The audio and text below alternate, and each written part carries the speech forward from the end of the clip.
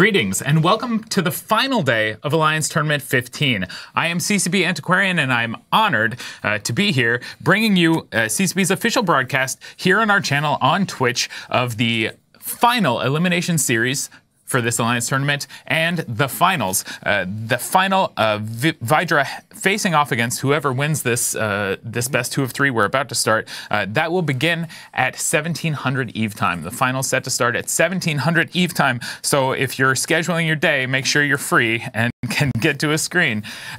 Up first, though, we've got to determine who their opponents will be in that final. And to that end, we have this 2 out of 3 coming up right here. Starting at 1500 Eve time, we'll see HYDRA Reloaded face off against LAZERHAWKS Laserhawks to determine who goes to the finals for a chance to take home the big prize here at Alliance Tournament 15. At the desk with me today, CCB Fozzie. Fozzie, thank you for joining us. Great to be here. And of course, Rain Chocolate, one of our fantastic player commentators. Rain, thank you for coming out to Iceland, and thank you for being here on the desk with us for this final elimination series. Thank you for having me. It's always wonderful to have these players come out here and offer some insight into the tactics and the techniques we see being used on grid. Of course, Rain is not alone.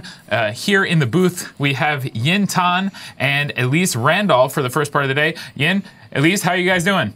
I'm stoked. I want to see stuff explode. Explosions are our specialty. Yeah. That's something we're guaranteed to see as we move through these this series, this best of 3 matches between Laserhawks and HYDRA. Of course, the teams are just about ready to take the field here. So in order to facilitate us getting to the action as soon as possible, I'm going to give some bans out. You guys have not seen this information yet. I'm sharing it with you new. It's top secret. And for the viewers at home, the bans coming from HYDRA Reloaded, the Blackbird, the Curse, and the Atana. And the bans coming from LAZERHAWKS are the Harbinger Navy issue, the Brutix, and the Brutix Navy issue. Now, yeah, you guys have been watching these teams all weekend and last weekend. Taking those bans into account, what do you think we're going to see them bring? Rain? So I'm not quite sure because HYDRA banned the Atana, and I believe we've seen HYDRA's Atana fielded before, but we have not seen Laserhawks field an Atana. So I'm not quite sure why they picked an Atana ban.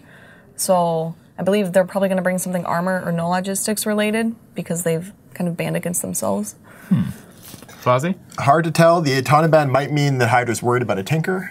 We have seen a Tinker do pretty well, although not quite beating the Octodad comp, this 8 battlecruiser comp. So that might be what they're planning on bringing.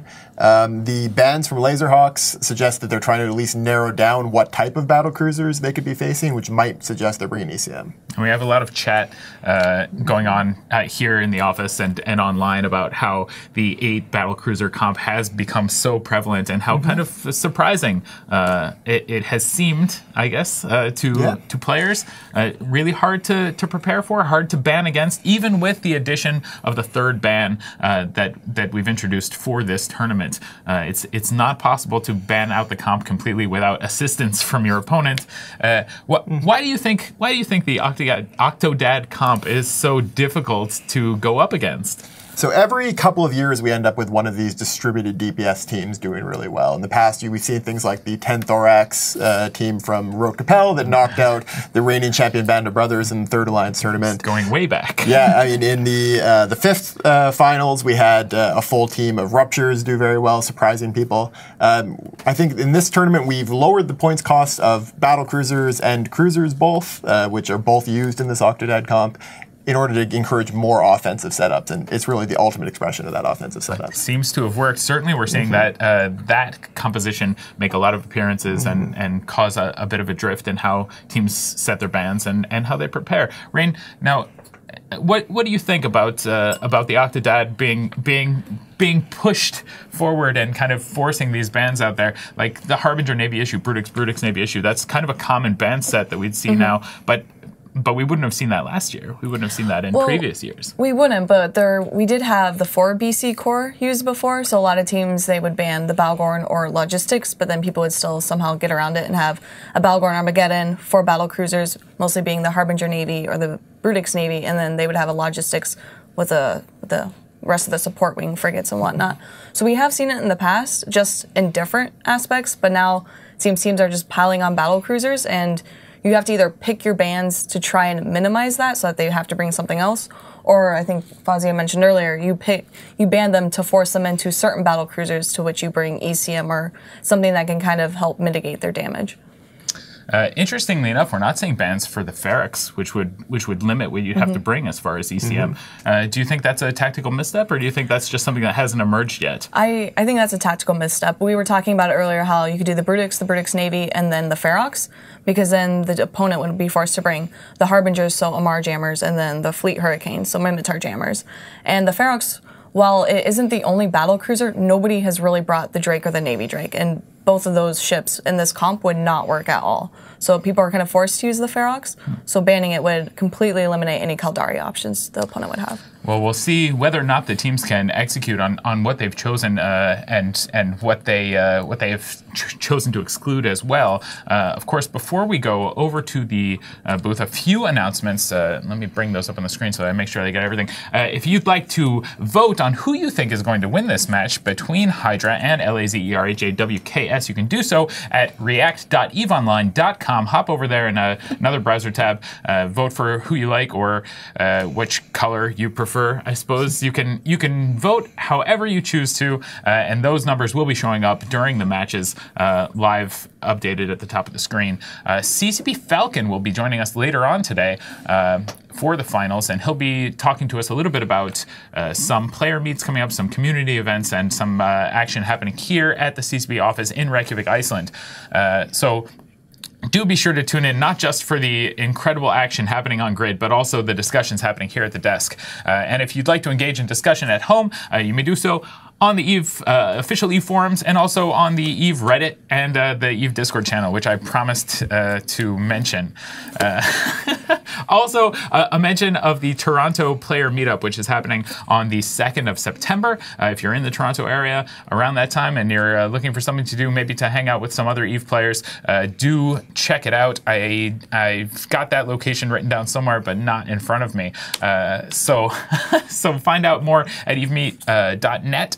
And also, again, on the forums, if you're looking for other people to hang around with. And of course, if you're in a player gathering today to watch the finals from everyone here at the office and at the desk, hello. Have a good time. So, before we go over to the booth, let's get some quick predictions from the experts here at the desk. Fozzie, who do you think wins in the first of this best of three between Hydra and Laserhawks? I'm going to go with Hydra on this one. And Rain? I say Hydra, but I also am really hoping Laserhawks pull something off. A vote for Hydra, but hope for the opposite. We just can't understand the behavior of these millennials. We will go over to Yin Tan and Elise Randolph in the booth for this match, the first in a best of three between HYDRA RELOADED and LAZERHAWKS, the Laserhawks, here on Alliance Tournament 15. Hey guys, welcome to the final day of Alliance Tournament 15. I'm Elise Randolph, joined by Yin Tan, and we've got HYDRA RELOADED versus Laserhawks in something that probably neither team really expected to be facing off against. Laserhawks in blue have a Basilisk, double Rook, double Gila, double Serb, double Stork, with a Raptor for tackle. Yin, quickly break us down what Hydra's got going on. Hydra's brought their typical team now, the triple Rook setup, bringing a Guardian, a Chameleon, 2 Rooks, a Prophecy, 2 Sacrileges, but with a little iteration, adding in a Pontifex, and then 2 Vexes.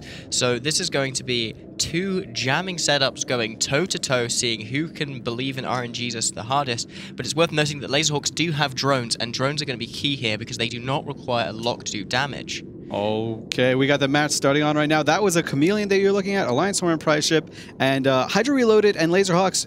You know, look at these control bars here. HYDRA have such a much larger control bar, and they're able to assert a lot of pressure onto the Laserhawk side, but that does not mean Laserhawks are down or out at all. Yeah, you can see that the drones of Laserhawks just slowly streaming towards the HYDRA RELOADED team. It looks like a lot of their tackle isn't jammed, and noticeably those Serbs aren't jammed either. They're putting all their DPS on the Rook right now, and look how low he's going. He's in like 20, he's taking chunks out, he's slowly breaking. This Guardian may not be able to rep him up. Yep, Laserhawks played this one really well. well, Hydra Reloaded probably skewed their jammers a little bit. They've only got one of the rooks jammed, and you can see they're forcing all of their jammers on the rooks. They've got like 60% more jammers than the Laserhawk side, and they're still losing out here. They're about to lose a rook here, and if this rook goes down, then that is a huge detriment to the team. Yeah, look at those. The Laserhawks played this jam game perfectly at the start. They focused all their jams on those sacrileges, making sure that they couldn't tackle anything down. But this rook is living in like 10% structure. Oh my next goodness. to nothing left. Oh my god, so much damage just blocked off with that next jam cycle. Yeah, so another thing that's interesting here, Hydra Reloaded are jamming the Gila drones to reduce incoming damage. This Gila has less than 2% structure left. Holy crap. This is unreal. A real question here is, does Laserhawks have friend or foe missiles on their Cerberuses? I've never considered ever bringing those before in the game, but they would be crucial here. They might be just a little bit of damage they need. We can see, look at the control bar here. Hydra Reloaded are trying to jam everything out, but Laserhawks are still able to exert quite a bit of their control. That means one of the rooks is not jammed. And when one of the rooks is not jammed and Laserhawks potentially has skewed jammers, this could be massive when the next jam cycle goes out. You can see that Laserhawks are now trying to jam out a Guardian. Look at that damage on the rook there, going half shields. They're switching over to another rook. Looks like they're trying to go for the one that doesn't have the cloud of rep drones around it, really increasing that T2 tank resists, making each rep more effective. But the rook and the healer on the Laserhawks time, both in low shields here. The Laserhawks Bassi is jammed. This looks like a double cycle jam. They're losing a rook and a healer at the same time. This Bassi needs to get unjammed now. He needs to start getting reps on Alexei. Otherwise, it's going to be a massive swing back into Hydra's favor here, with one rook sitting still in 2% structure. The rook survived, but the healer didn't. Alexei is now down. That's so much damage off for the Laserhawks team. But that said, they're going back on that rook again. He's half armor. Oh, looks like the Guardian is jammed. The Guardian might be jammed here. Those are just effects from rep bots. And if this rook goes down, that's better for Laserhawks. Oh, go down! God, He's finally down. Okay, all right. that's one of the 3 ECM ships of Hydra Reloaded's core down. That's going to make it so much more difficult for them to jam out their Basilisk. You can see that they're keeping their rooks alive. They have more damage, but things are so close here. You can see, look how close those attack bars are on both teams. So what happens here is, now that Hydra lost one of their rooks, they have to reassign all their jamming priorities. You can see Hydra only have one jamming ship left, and it's trying to counter jam the opposing rook. Laserhawks, their control bar is almost full. That means none of the jams have landed from the Hydra side, and Laserhawks are winning the jam war right now. They're trying to get another rook down. If this rook goes down, Laserhawks have a commanding lead. Yeah, if Laserhawks can take out this rook, there's just so much of an ECM and even just a DPS advantage. This is almost a shield version of the very comp that Hydra Reloaded is bringing. This is an incredible 11th hour piece of theory crafting here from Laserhawks. We've not seen this from them before, and they're in with a great chance of winning this. Oh my god, huge damage on the Cerberus of Tolvir now, though, going into like 30-40% shield there. Looks like the Basilisk is just about unjammed there. Yeah, it looks like the Bash is going to save the Cerb potentially here. The Cerb looks like he's running on ASB. That pink bar, or that purple bar for the defense, represents active rep. So that's essentially an ASB on the healers. DPS being put on Hydra's Guardian, though. He's half armor, and it looks like he is tackled. Can't tell quite what by, but it looks like one of those Stalks has made an amazing hero play, getting through between the sacrileges and landing in the back line of Hydra Reloaded. Yeah, putting pressure on this Basilisk is going to force Hydra to respond. They're going to have to try and put some damage, or at least a jam, onto the warrior and his Stork to try and get their Guardian free. I mean, the Guardian, very tanky. Laserhawks do not have a lot of DPS, but Hydra still need to do something here. Yeah, it looks like the rep bots have gone back on that Guardian. They've got him back up, but he is still webbed. He's in such danger compared to the Laserhawks Basilisk, which is unmolested. The Hydra Reloaded is putting all of their control, all of their range control, those scrams on the sacrileges that we've seen so effective before, just trying to desperately get things off this Guardian. Hydra Reloaded must have no Kaldari jammers here. You can see they're putting their full control out. Laserhawks still have all their control being applied. Everything is landing just right for them.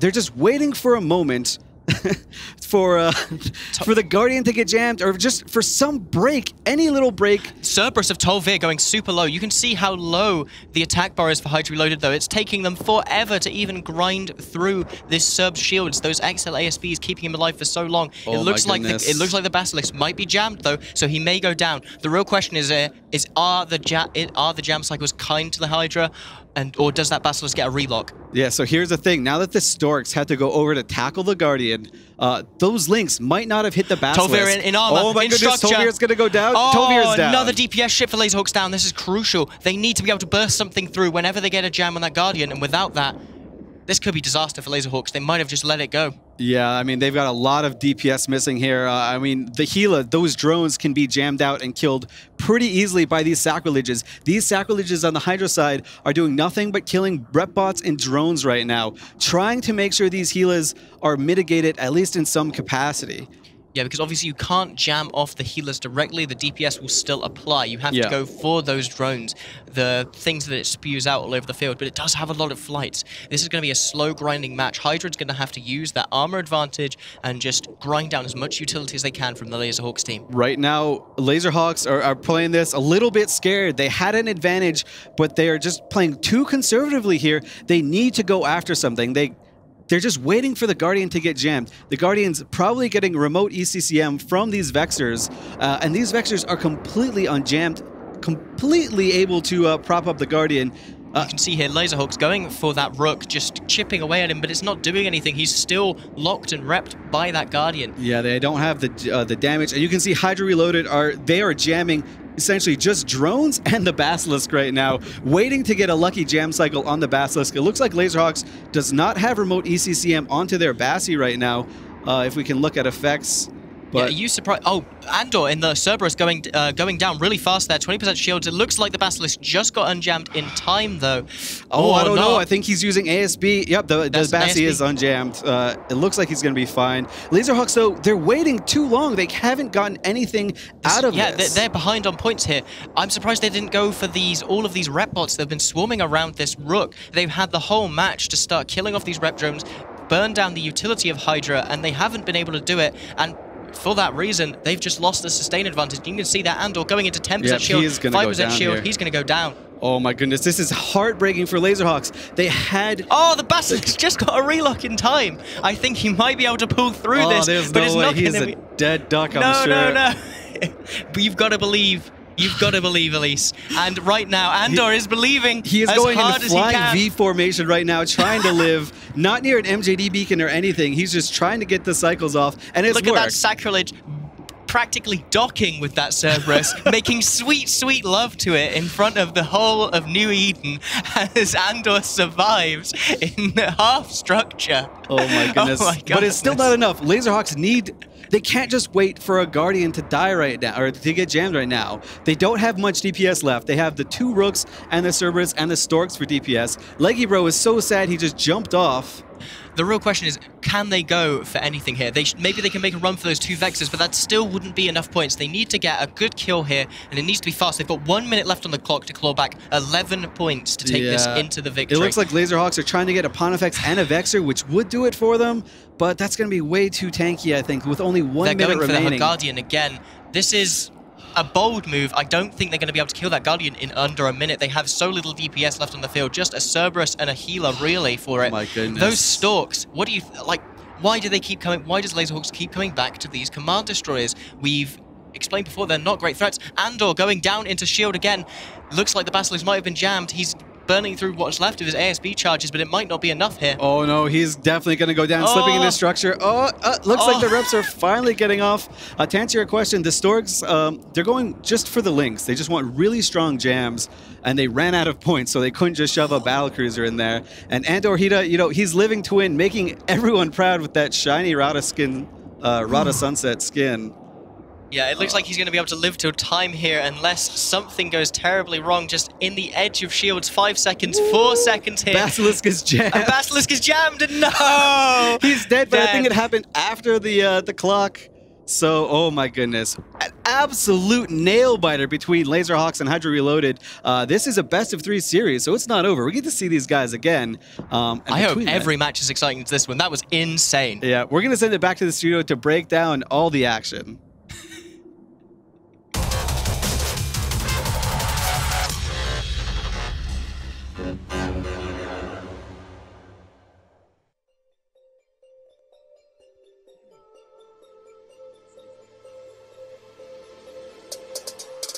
Don't waste my time, space. Double web on my comment face. Range when I hit that chronic. So it's hard to fit it all in.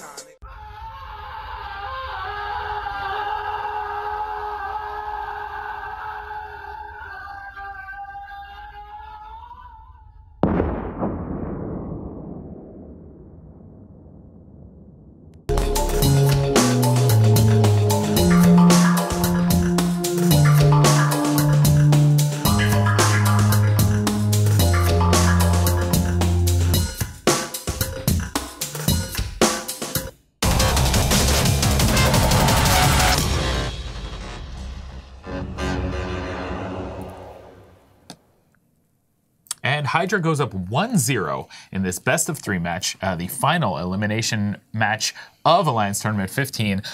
Laserhawks unable to hold on to what seemed to be a high potential early lead. Fozzie, what did you see?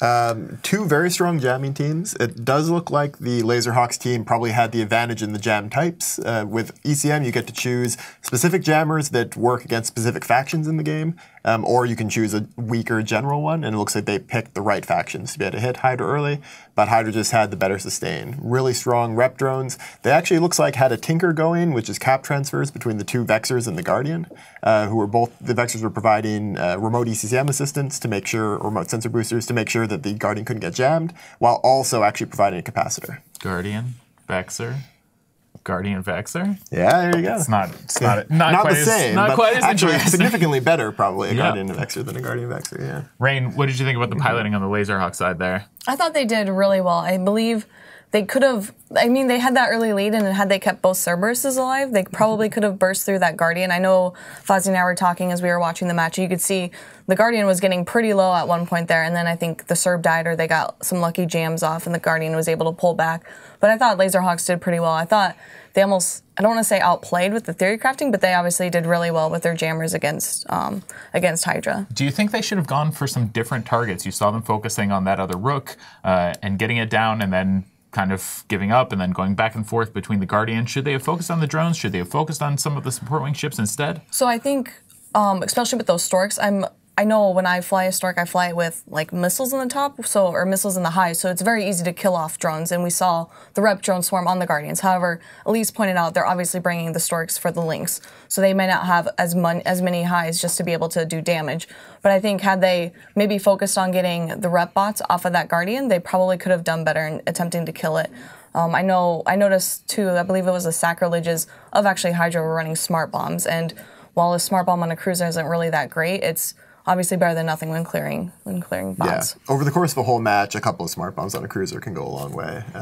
Having some kind of tactic for clearing the rep drones, whether it is light missile ships like Storks or Flycatchers, or something with a smart bomb, you need to have some kind of solution for that, I think. Of course, a real nail biter, the Laserhawks almost pulling it off, almost going past Hydra. Does Hydra have the temerity to bring another jamming comp, having seen this matchup, or do they shift gears? Being one up in the series makes it a lot easier for Hydra coming into the second match. They can relax a little bit. They can show something maybe a bit safe, something they've practiced really well, that they feel they can fly without making mistakes, and not worry as much about whether or not they get countered, because they've always got one more match to fall back on. Rain, any ideas on what we see in the next match?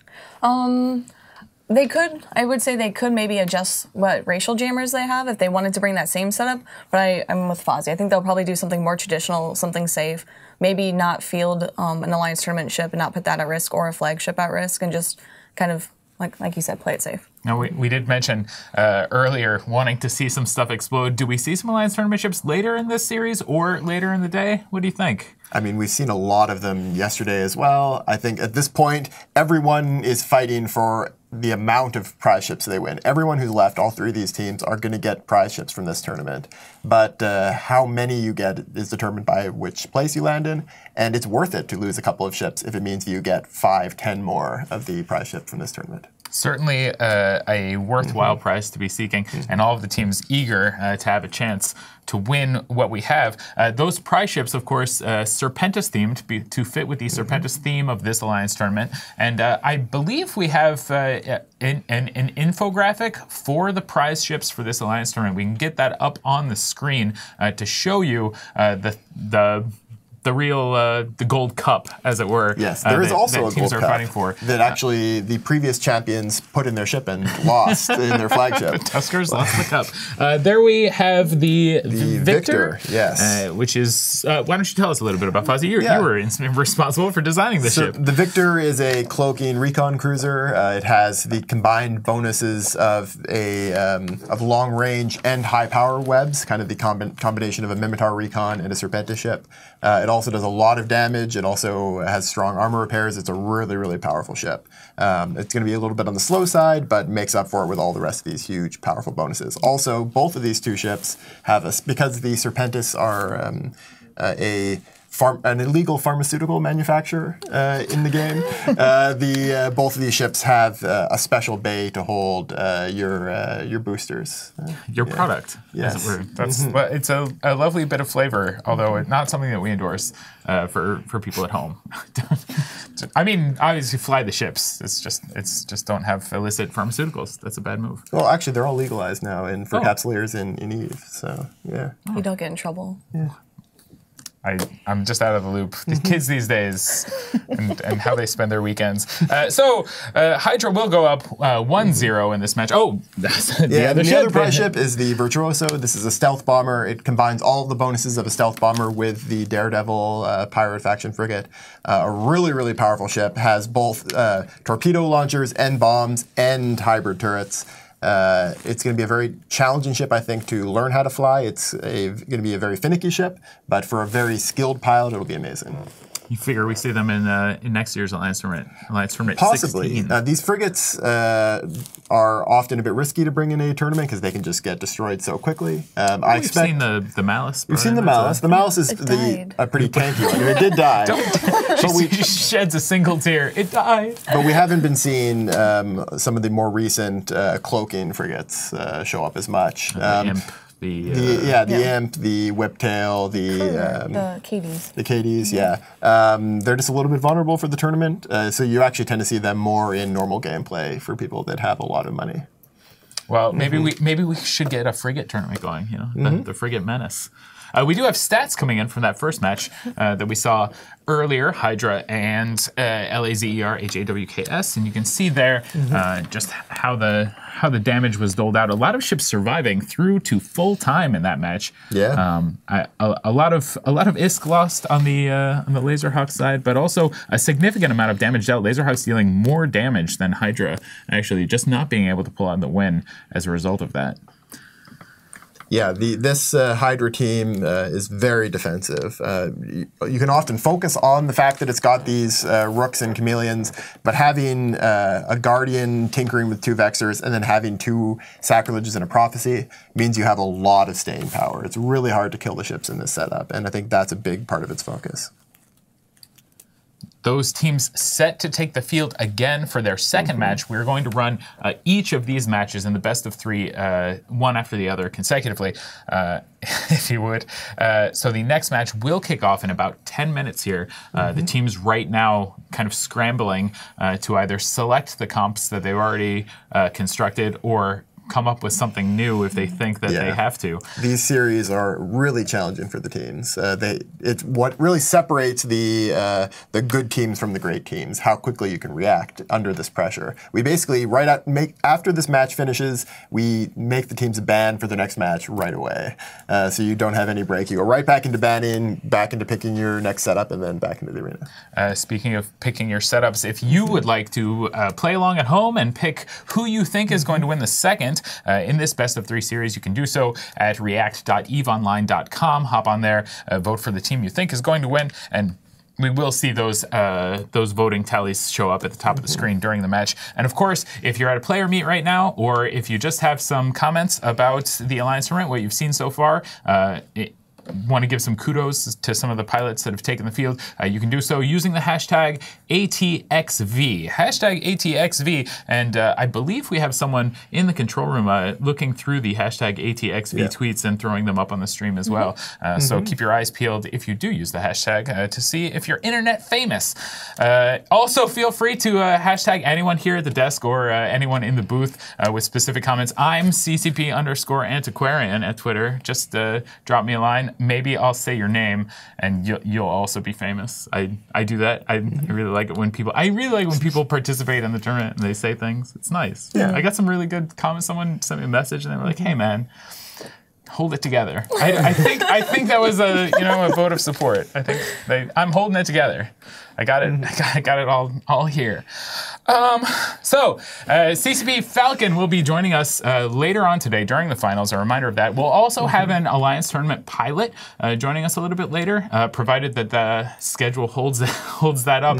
Yukiko Kami of the Brave Collective, who is a logistics pilot, did an amazing job earlier in the tournament, is in the building. He's out here for the CSM Summit, which is set to commence next week. That's elected representatives of the player base coming out here to Reykjavik, Iceland, to talk about what they want to see in the game and to meet with the developers about the features that are currently being designed and implemented across CCP Fozzie. You no doubt have a number of meetings scheduled this week. Yep, over the next couple of days. Looking forward to it. Yeah, well, you'll be in the room with Yukiko later today, right here. And with Yantan, and a couple. That's right. We already have some other CSM members that have arrived as well. The judge is here. The judge is one of my favorite CSM members. If you're in AUTZ, he's doing a great job by you, and he just does generally good work. I always like to see him when he comes out here. I always like to see him when I go down to Australia. We've got some more of the CSM arriving today. Sutonia, who earlier in this tournament has been flying with the HYDRA Reloaded team, wasn't in this match because I think he's at the airport now or something. They clearly don't need him. Yeah. They did fine. Fine. Yeah. Suit, you're superfluous. You're a vestigial appendage,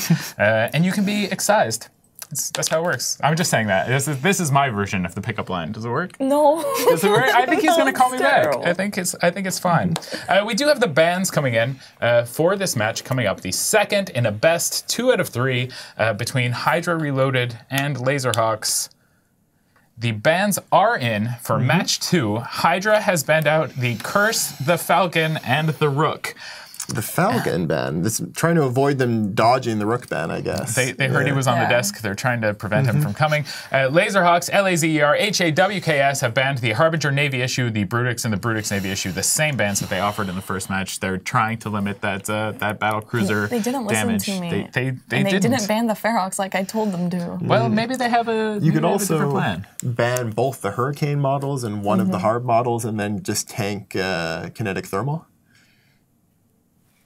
Expecting to come up against rails. I don't know though. That's Theory that's crafting seems to be fuzzy. The one way or another, HYDRA has banned out their own setup that they just brought, so they're not going to bring a exact repeat. We know that for sure. And they've banned out the Laserhawks setup that they just brought by limiting those Rooks. They're forcing the teams to do something different. I believe we saw HYDRA bring, wasn't it a double Widow Itana sort of tinker setup before? Yeah. Was that last Was that weekend? HYDRA or was that?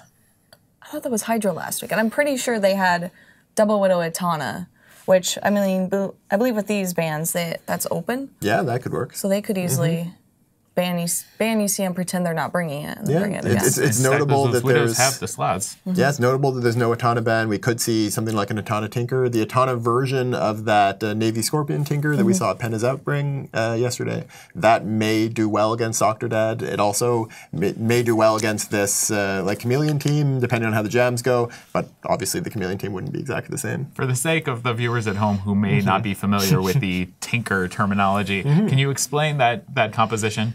Yeah, so Tinker is an EVE tournament term for when you have capacitor transfers between multiple ships on a team. So they provide energy to each other, which allows you to run your local repairing modules, your remote repairing modules. Basically, it's a very defensive type of setup designed to sustain for the entire match. With a Tinker, you're generally trying to avoid losing almost any of your ships. And it can often be a good hard counter to a very high DPS team, because if that team can't then break you, then you can just whittle away at them. It's not always as satisfying to see a team turtle up though into that Tinker setup where they're just like, oh, here's our ball and it's going around and we picked off one of your frigates and that's it. Like it's not. It's a different type of exciting. I think the kind of match that we just saw is the kind of thing you often see with Tinkers, where it's a question of whether a ship's going to break and you're watching specific ships rather than if you're seeing two high DPS teams with maybe no logi or weaker logi going against each other. Then it's just ships dying back and forth and you're seeing how quickly they're trading. So it's just a different type of tension. I'm a big fan of the slugfest myself, although I do appreciate the tactical skill that goes into flying, especially in a Tinker setup, one of those controller logistic ships that's really core to keeping everything together. And maybe we'll have a chance to talk to Yukiko later on and ask him how it feels to fly in a setup, not necessarily Tinker, but especially in a logistics role, one of those really, really high pressure situations. It's one of the highest skill roles in the Alliance tournament for sure. Do you fly logistics? Right? I did in the Anger Games, and it was extremely stressful. But I also found it to be very satisfying, because not only did I have to pay attention to what my team was doing, but I didn't know what the other team was doing, and then pretty much anything I said goes. So it was like we had 2 bomber pilots, and they were just kind of. It was Nash Cadaver, if that helps. So he was just kind of like flying around. I don't think that ever helps. He was just flying around, like shooting things like a bomber pilot should. But I was like, Nash, you're getting too far from me. You need to come back. So instead of me having to position myself to him, I just kept myself kind of centered within my team and away from the enemy team, and told, I guess, some of the faster ships where to go and what to do. He also boundary violated, and you can't rep through boundary violation. No, you can't. There's no saving you, Nash. You've gone outside the boundary. That's how it works. With those bands in mind, let's get some predictions here from the desk. Hydra's going in. They've got a one fight lead in the match. 1 round to them. Laserhawks on the back foot, a little defensive. The Rook no longer available. What do we see, and who wins? I think Laserhawks pulls out all the stops in this one, and maybe Hydra is a little bit sitting back. So I'm going to go with Laserhawks for this game specifically. Yeah. Where do they warp to? They warp to 0? No, they're gonna warp at 50, I think. 50. Yeah. Rain? I'm in agreement, but I think Hydra will play a little safer, so I think they'll win because they're going to execute on a comp that they're really comfortable with. They're going to play it safe and they're going to win? Well, they're going to do a comp with a lot of good piloting, and you just shoot the bad guys, and then they win. They certainly have been doing a lot of good piloting. I think we're just about ready to go to the booth with Yintan and Elise Randolph. Have the teams taken the field? Do we have a bit of a delay with the teams taking the field. It seems like there may be some difficulty with one of the pilots on one of the sides, and we'll have more details on that as it comes in.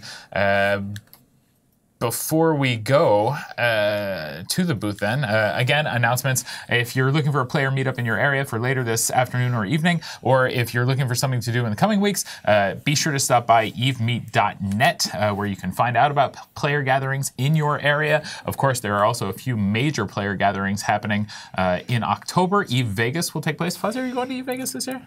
I don't know if we've officially announced whether I'm going to Eve Vegas yet, but you know what? I'm going to Eve Vegas. Fozzie just confirmed on air live that he's going to be at Eve Vegas. I'm overjoyed because it's always a great time. People love to talk to you about things that you've done in Eve. Oh yeah. And Eve Vegas is a great meetup, and also that's October 5th, 6th, 7th, I think. Yes, someone in Twitch will correct me if I'm wrong. Yeah. But I believe it's early October, and then in November, Evesterdam is happening as well, and that is the largest player meetup in Eve. Yeah, Evesterdam is a great time as well. I think I've been there a couple of times. I've been there as a CCP attendee, directly sent by CCP, and then I've also just attended on my own because it's a nice, easy flight from here in Iceland. Do you wear like a costume, a mask? No, to kind of hide your identity? People would still know who I am, but it's a great event to both go to as an official representative and also just hang out with players. I always have a great time there. I think I don't know that I've been to a player meetup that I regretted attending. I think all of them are pretty good. A great time. I think Eve Down Under is a delight, and they've already had their meetup this year. Usually they push it a little bit later. It's in November. This year they decided to pull it back, and they had it. And I think in July, it was July. CCP Vertex was there. CCP Larrikin made it down to his home country, and I think Falcon went along as well. And they just had a great time. So if you're looking for a player meetup in your area, evemeet.net is the place to find it. If you host one and you want us to see it, hashtag TweetFleet or hashtag ATXV if you're at a player meetup today. Show us some pictures. Let us see how you're enjoying the finals. And yeah, that's how that works. We also have a reminder to everyone watching at home. If you'd like to vote on who you think is going to succeed in the upcoming match, you can do so at react.eveonline.com. And you can vote for the team that you think is going to win, or the team that has the coolest name, or the team that is on the most convenient side of your screen to push the button. You can vote for whoever you want. Don't nod at me. That's a terrible way to vote. No, I mean, don't. It's not an issue. It's you're just. I mean, obviously, if you have a dog in the race, you're going to vote for the team that you want. But if you don't care either way, you can still vote. You can engage. You can party up. That's what I'm saying. I'm opening it up to people. You're trying to be like exclusive, but I'm inclusive. You see? I mean, if you don't want to vote either because you just don't want to log in, you can just post in Twitch chat. You just say the name of the team over and over. Don't say the name of the team over and over in Twitch chat. That's what everyone does anyway, like the Laserhawks guys. There are a number of ISD volunteers as well as some CCPers in the Twitch chat right now, and we're glad that they're there, and we're not trying to make Twitch chat unpleasant for them. F for my relationship with my coworkers. Sorry, volunteers, you're gonna get team names spammed because of rain. It's not my fault. It's not my fault. Do react.eveonline.com and vote for the team that you think is going to win and participate in Twitch chat with our lovely volunteers and my coworkers who are there. Special reminder, CCP Falcon will be here later today to answer some questions, and I think that's where we're at. No announcement yet from the teams on the field. No indication. It looks like we've got a thumbs down from Yintan. He's sideways thumb. They're in system. They're warping to the arena right now, and it should kick off pretty quickly. Yeah. We can't really say anything else because they could be watching this. They could be watching, and we are on a delay. We don't want to give anything away to the teams that are not yet on grid. Of course, maximum security, a key factor here at here at Alliance Tournament 15. If you're just tuning in, I'm CCP Antiquarian. This is CCP Fozzie. This is Rain Chocolate, and we are commentating on the final best 2 out of 3 elimination match here at Alliance Tournament 15 between HYDRA Reloaded and LAZER HAWKS Laserhawks. You know what I would really like to see in this match? I don't know what's on the field, obviously. Only those two know, and of course the teams themselves. But I would love to see a mirror match of the Octodad. We haven't seen that yet. It's a setup that's been pretty successful, very successful so far. We've seen a lot of teams fight against it, and a lot of teams trying creative things to beat it.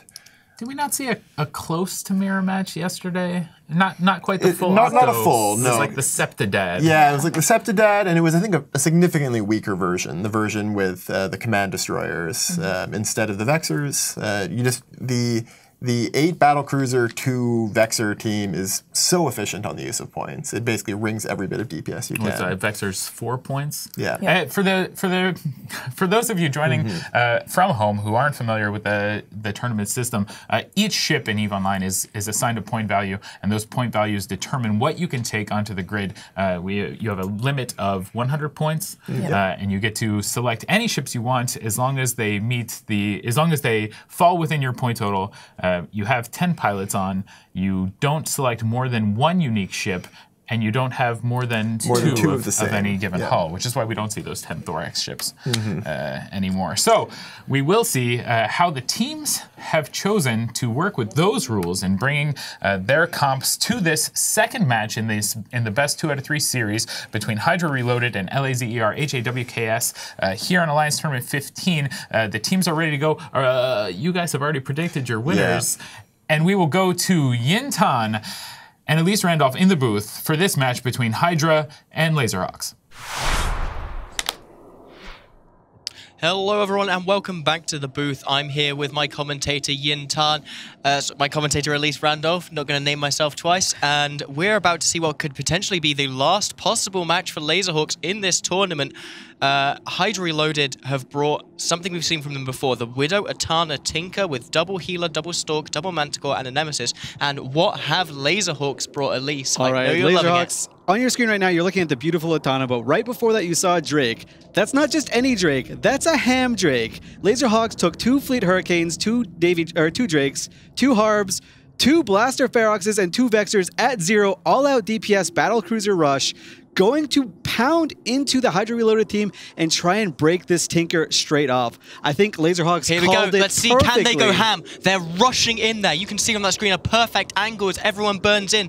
That looks like bombs out. Bombs out from the HYDRA Reloaded side, about to hit the Laserhawks team, so you'll see a lot of damage coming in. And those are the Widow Jams landing right now. Scram web on that Atana, that's crucial. Now they're going to have to see, can they apply it? Hams will not apply perfectly to an Atana, even if it's sitting at 0. They need to paint it down as well. And it doesn't look like they've got a painter on the grid right now. We're going to see that Atana start to self-rep. There we go. How long can he last? All right, he's going to... It's not like a normal Atana with the ASB. It can actually run it forever. So these Laserhawks teams, you can see that attack bar. It's got huge potential, but is unable to apply it all right now. They're going to need to get something jammed or unjammed there. As we see a Harbinger go down real quick. Oh no, disaster for the Blaster Drakes. Laserhawks finally took Vexers, and it's not going to work out for them. It looks like this Tinker is just too good, especially because Laserhawks banned out a lot of the battlecruiser hulls. So HYDRA was able to like kind of skew their jammers for everything but the Drakes, but they're just ignoring the Drakes. This Atana is not breaking at all. That's another Harb down. This is horrible for Laserhawks. It's got to feel awful. You thought you were going to maybe get ahead of them, get outside of them, and bring the Octodad setup into something that couldn't beat it, but HYDRA Reloaded, they know what beats this setup. They're the people who invented it. They're the people who brought it for the first time, and they're just winning with this Atana Widow. I mean, this is a little bit more unconventional of the 8BC calls because they're all very close range fit. Like ham drakes, they're actual ham drakes in 2017. What, I don't know what capsule year this is. It's YC119. We are seeing ham drakes being used in the tournament. Not to great effect, admittedly, but this is a semi-final. This is the losers finals, in fact. But yeah, this is tragedy for Laserhawks. They've got so little DPS left on the field. Those Widows are just going to get so much more powerful the longer, the more ships Laserhawks lose. They're just going to be able to concentrate their jams, take out any chance Laserhawks have of breaking anything on their team. Yep, Drake still have a 0% win rate in the last 5 Alliance tournaments, I think. So sad boys for the Laserhawks. They went really risky here. I mean, they went very aggressive. They went all close range battlecruisers, something a lot of people haven't seen. But unfortunately, they went for that Atana. You know, the Ferox and the Drakes. We can see there that Fleet Hurricane making a beautiful Tokyo drift out of the arena, along with Laserhawks' chances of winning, equally spiraling down the drain. Yeah, so it looks going to be the HYDRA Reloaded team will face a VYDRA Reloaded in the finals. Laserhawks, a team that came basically from nowhere, never played in the Alliance tournament before, gonna finish 3rd, gonna get about 2 trillion Iskin prizes. My goodness, you know, good showing for them. Very risky, you know. I like this play from them. I like this play a lot. Very aggressive, roll of the dice. They thought they knew what they would come up with, but shooting that Atana was just not the play at all. I think they had to go for a Widow, or like a Gila, or something like that, or maybe a Manticore. I think killing the Manticore right at the start, maybe stopping some of that bomb damage. I don't know. This is horrible. Those Manticores, those Nemesises, they do so much damage, especially to these battlecruiser hulls. They got such huge signatures, and especially a Shield Drake. You can imagine how easily that thing is hitting it. It's unfortunate. Now we just got to sit here and watch Laserhawks be slowly just smothered with a pillow. This is awful. Yeah, and the one time that they took Vexers, you know, this is pretty bittersweet for me, especially. They took your advice, though. Yeah, they took my advice and they got eliminated from the tournament. So maybe don't take my advice. I still think it was good advice. Oh, you know, well, the real question is, are we going to ever get to see this Octodad mirror, though? You know, HYDRA and VYDRA, they've both been really big on it. Are we going to get to see it? I think we're going to see 16 battlecruiser hulls in at least one of the next 3 matches. The next series will be between HYDRA and VYDRA. It'll be a best of 5. With VYDRA getting a game in hand because they came from the winner's bracket. And you know what? Props to HYDRA for just executing. They played 2 matches shy of the actual most that they could have possibly played because they got sent down to the loser's bracket in the first week of the Alliance tournament. And you know what? You know who's got to feel really good right now? Templars Calcif. The faction warfare group that beat HYDRA on day 1 and sent them to the elimination bracket. Look what HYDRA's done since then. They're the only team to have taken a match off of them. And they've looked so crisp. Like, their execution so far has been just remarkably perfect. They've not really made any major mistakes apart from in that first match. All they've done is just execute, understand their win conditions, and pull out victories like this. 100-0.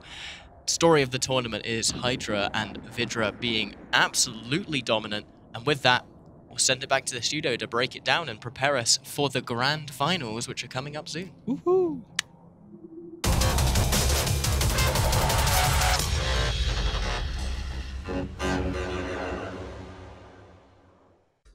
EVE Dublin returns this October 20th and 21st.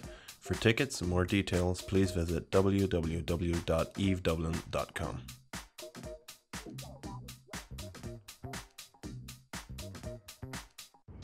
We shouldn't have been able to survive and kill what we did in that fleet. You spend a lot of time min-maxing fleets and stuff like that, but we are actually fucking better than some people. Yeah, would you say that has been a top tier target calling? I would definitely say it's a unique tier target calling. Should be fine. Nope. I love EVE Online!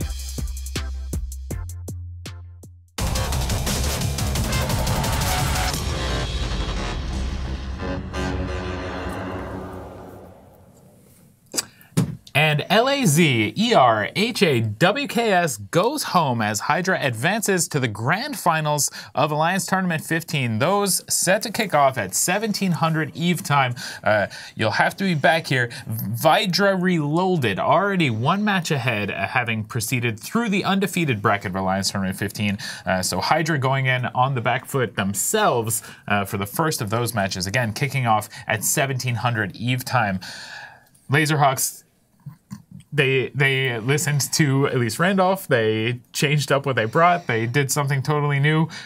Why didn't it work? I think that's a perfectly fine setup they brought. Not banning the Atana was probably the big weakness. I think they probably didn't expect to see that Atana Tinker. But we've talked about how Atana Tinkers would work really well against an Octodad. But we had talked about it from the perspective of maybe Laserhawks brings it against HYDRA, but HYDRA brought it against Laserhawks. The short-range version of the battlecruiser setup that Laserhawks brought, even higher DPS than the version we've been seeing from HYDRA, and I think would do pretty well in a lot of situations, but just couldn't break through that Atana. Rain, what do you think about those Drakes? Well, I mentioned earlier, generally you'd bring the Ferrox or you'd ban against the Ferrox because nobody would bring Drakes, and then Laserhawks proved me wrong. So it's kind of, I feel kind of silly saying that, but at the same time it didn't win. Do you so feel maybe, silly or do you feel vindicated? It's appropriate for this Alliance tournament? No, I mean, I think Laserhawks are good. I think they put their best foot forward. They really tried. And I mean, granted, they're going against HYDRA, who not only have practiced the Octodad setup, but they should, in practicing know what kind of beats it. So, I mean, going against them compared to, say, like any other team who wouldn't be as prepared, like teams we saw eliminated yesterday, perhaps, then I think that they would do a little bit better. So, props to them, even though they did bring a Drake. But everyone wants to bring a Drake at some point. Yeah, so. I think in that case, if you're expecting to come up against battlecruisers, a Ham Drake is a perfectly fine choice. Yeah. And of course, Laserhawks, they don't go home empty-handed. They did finish third in this Alliance tournament, so they will get some skins. They will receive some of those limited edition ships, the Victor and the Virtuoso. Is it 7 each? I think it's 7 each. We have math is right. have the stats coming up on that match to see how they did in their final appearance here at Alliance Tournament 15. And there we have, you can see the clean sweep. You're going to see a lot of DPS tanked by that Atana there. Yeah, lots of damage taken. A lot of damage dealt on the HYDRA side. Almost all of the damage taken by the HYDRA side is on the one ship. Yeah. Whew. Yeah, that Atana tanks really well. Of course, that is the idea of a Tinker. You're providing capacitor to your logistics ship so that it can tank really well. In the past, Tinkers have been strongest using Tech 3 cruisers for their logistics, but we actually buffed that capability this year, and so we decided to ban it from the tournament. It would be a bit too strong. But people can still do that with normal Tech 2 logistics or with a special tournament prize ship Tech 2 logistics like the Atana or the Rapasu. Those ships featuring pretty heavily in the bans this last weekend, just for that reason, because they're so potent and have so much capability on the grid and can change the match so strongly.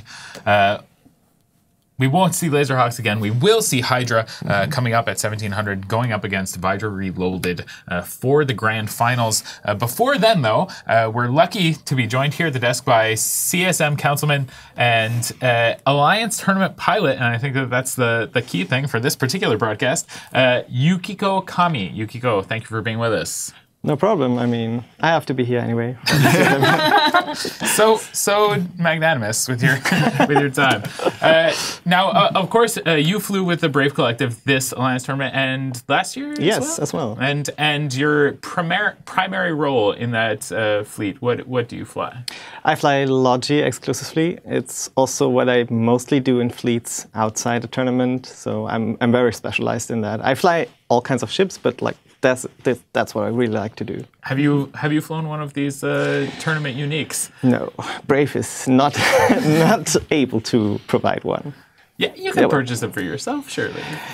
Put a little cash on the line, buddy. Yeah, a little bit of cash, let's say. A little. A few isk, it's nothing. So tell us a little bit about the tournament this year and last year, really. How did you get started in tournament play? Most people kind of go a different way on TQ. Yeah, that's true. I mean, for me, it was mostly that I was specialized in Logi, and we started a team last year. We had a team the year before, but that disbanded, so we had to start a new team from scratch. And I was interested in tournament, seeing it before, and just signed up for practices and somehow went into the Logi role, and it worked out. So that's where I stayed. Were you flying Logi outside of tournament play before the tournament, or yeah, just obviously, okay, yeah. Since ever. You go into the tournament with the Logi 3 and you're no. just making it work. Yeah, no. I had guys. I think I can do this. Yeah, let me try. I think your name came up over and over actually when we watched those matches with Brave. Brave putting in an excellent show this tournament. How difficult is that to manage a younger team in the tournament and in that Logi role? Are you like Rain here and you're calling the shots and telling everyone what to do? No, I mean we have pretty good split of roles. So we had our shot caller, which is also team captain John. I tried to be pretty silent actually in comms and just do my thing, fully concentrated on our team, trying to avoid the enemy ships obviously, but apart from that I tried to be laid back and just figure it out myself. Mm-hmm. Mm-hmm. Well, I mean, you do an excellent job, clearly. Brave not able to advance this far in the tournament, but that gives us a chance to have you at the desk, which is worthwhile. Far enough. There's never you should push yourself. Be brave. I mean, I would be happy to go further, but we planned for top 16 like last year, just to get in next year. In top 8. We are super happy. Top 6? No. You guys went out to top 8. Top 8. Yes. We are super happy with that. Obviously, we would love to fight Laserhawks at some point because we practice with them a lot.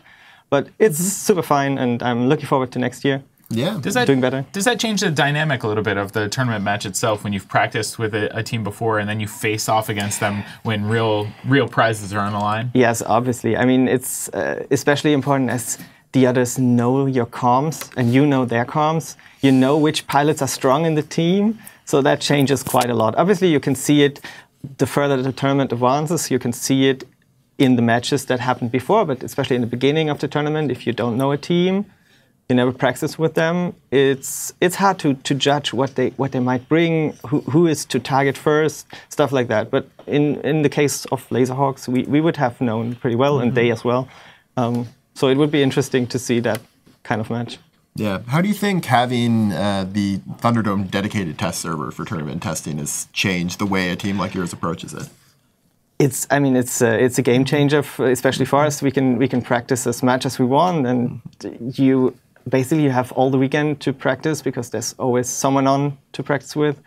So we started with one practice last year already, Saturdays, and then we added the Sunday, and then we added the Friday. So after all, we had like 3 matches, 3 evenings a week to practice, which is, I guess, part of what brought us that far. Yeah. So yeah. So I know a lot of people are asking, why didn't Brave pick a flagship? Was that a deliberate choice, or did you guys just say we're not going to invest in a flagship? Well, yeah, I should obviously say it was a deliberate choice because we spent the money on more important things than flagship. But no, I mean we kind of screwed up and didn't deliver the flagship choice in time, so it was out of the question. But it happens. Yeah, we can ask Yin Tan about making mistakes that cause teams problems in the Alliance tournament. CBA, of course, famously this year, forgetting to submit the entire application in time. Oh yeah, wow, that's bad. I mean, we were close to that last year as well, but it happened last minute, so that worked. But as we were not so sure about the meta yet, we would have used the same flagship as last year, the SNI, which wouldn't be so strong anyway. So we are pretty fine without it. So one of the interesting things about a flagship is you actually don't have to have the ship. We ask you to submit what type of ship you would bring, and then you're not forced to bring it in any match.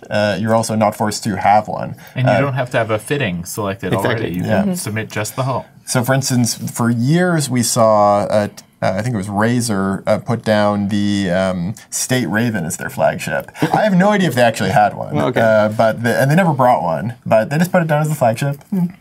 Have it on the list just in case. Just to scare people, probably, because that list is announced, and if you think that someone has access to a ship, maybe it changes how you treat them. I mean, I don't know if you knew, but last year we submitted the SNI, same as Test, and when Test went out, we actually bought their SNI before the match. We brought it because they had the better fitting and we couldn't get the same modules. So we bought their flagship actually. So that was quite fun. Just one more question before we let you go. Yukiko, what was your favorite match this Alliance tournament? Either that you flew in or that you saw? I think the test match was actually pretty good. It was a lot of back and forth between us, and obviously it was test, so that was also interesting as like the brother and kind of problematic brother kind of match. I don't know, but that was fun, and we were looking forward to that, and I think it was also a nice match to watch. So it was a great match. Certainly been entertaining seeing you fly and watching your team do so well in this Alliance tournament. So thank you for coming in and talking to us. Thank you for being here, and thank you for your service as a CSM member as well. Of course, thank you for the invitation. We didn't invite him. You voted him in, and you can do that with the CSM elections that will be coming up next year. Yep, early, and they run earlier. I don't know exactly when they're going to start this year, but we time them so that we can do the announcement at FanFest. There you go. If you have concerns that you'd like to relay to CCP and you're uncomfortable doing so through the other existing channels such as bug reports or support tickets, and please contact your CSM member, especially if you have a feeling for how you'd like EVE to be developed or any information that you think that would benefit us as developers in giving you the product that you enjoy. Let us know. This is the guy that can help you. Come up to me or any of the other CSM members anytime. Yeah. Great awesome. Guys. We will go to break here at Alliance Tournament 15 as the remaining two teams, VYDRA Reloaded and HYDRA Reloaded, prepare themselves for what is sure to be an intense series of matches kicking off at 1700 EVE time.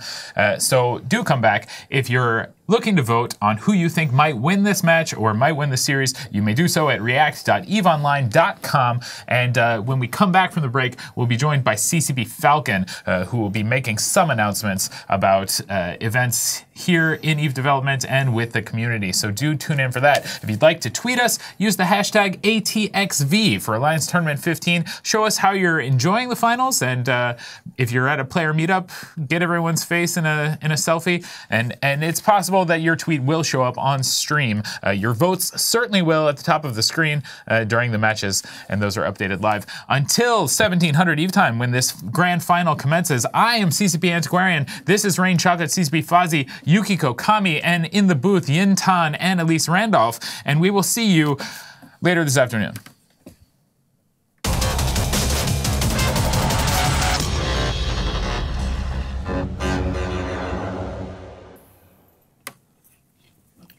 Hello, Twitch, and welcome back to CCP's official broadcast of Alliance Tournament 15. Thinking ahead. Alliance Tournament 15, the grand final set to kick off here in a match to the death between VYDRA Reloaded and HYDRA Reloaded. These two teams have fought valiantly through the tiers of the tournament. HYDRA collecting maximum skins up to this point for themselves. VYDRA cruising through the undefeated branch with almost no resistance. No, that's not true. They lost one match in a series against NC Dot. They certainly have performed well though, despite losing one match. They still made it here, and they're ready to face off in what should be an amazing series. VYDRA, of course, getting a one-game lead, one-round lead in this best of 5.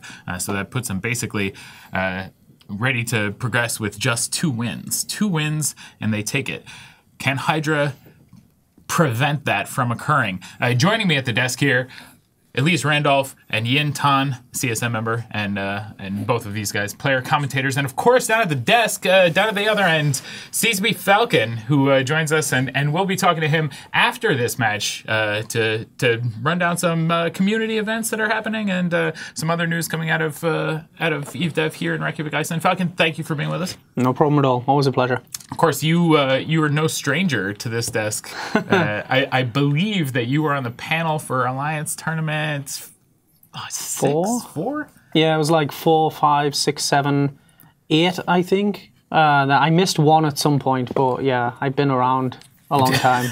He's been around. Which explains this face. Seems to be Falcon, abused by time and yet persistent.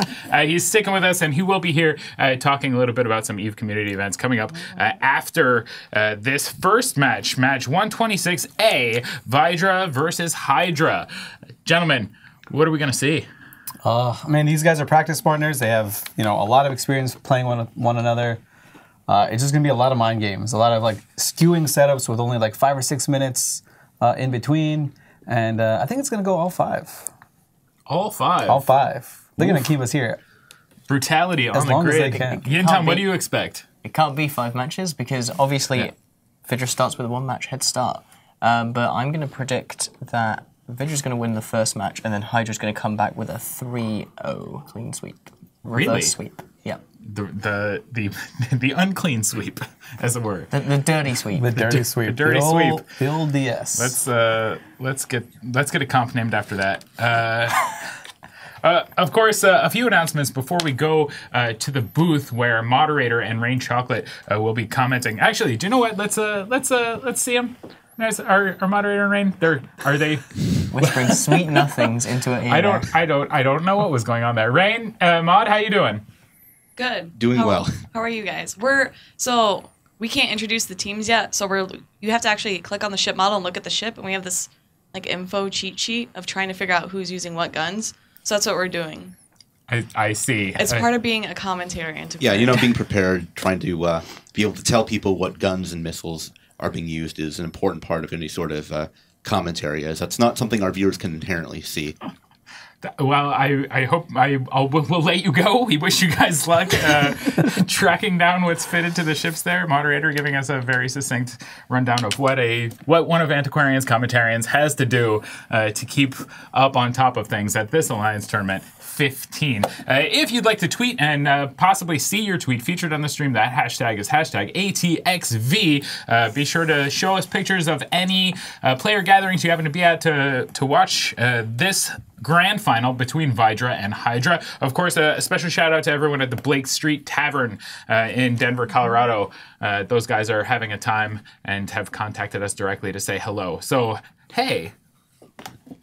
I just gave that guy a wave. He knows who I'm looking at. Yeah. That one guy. In the bag. Yeah.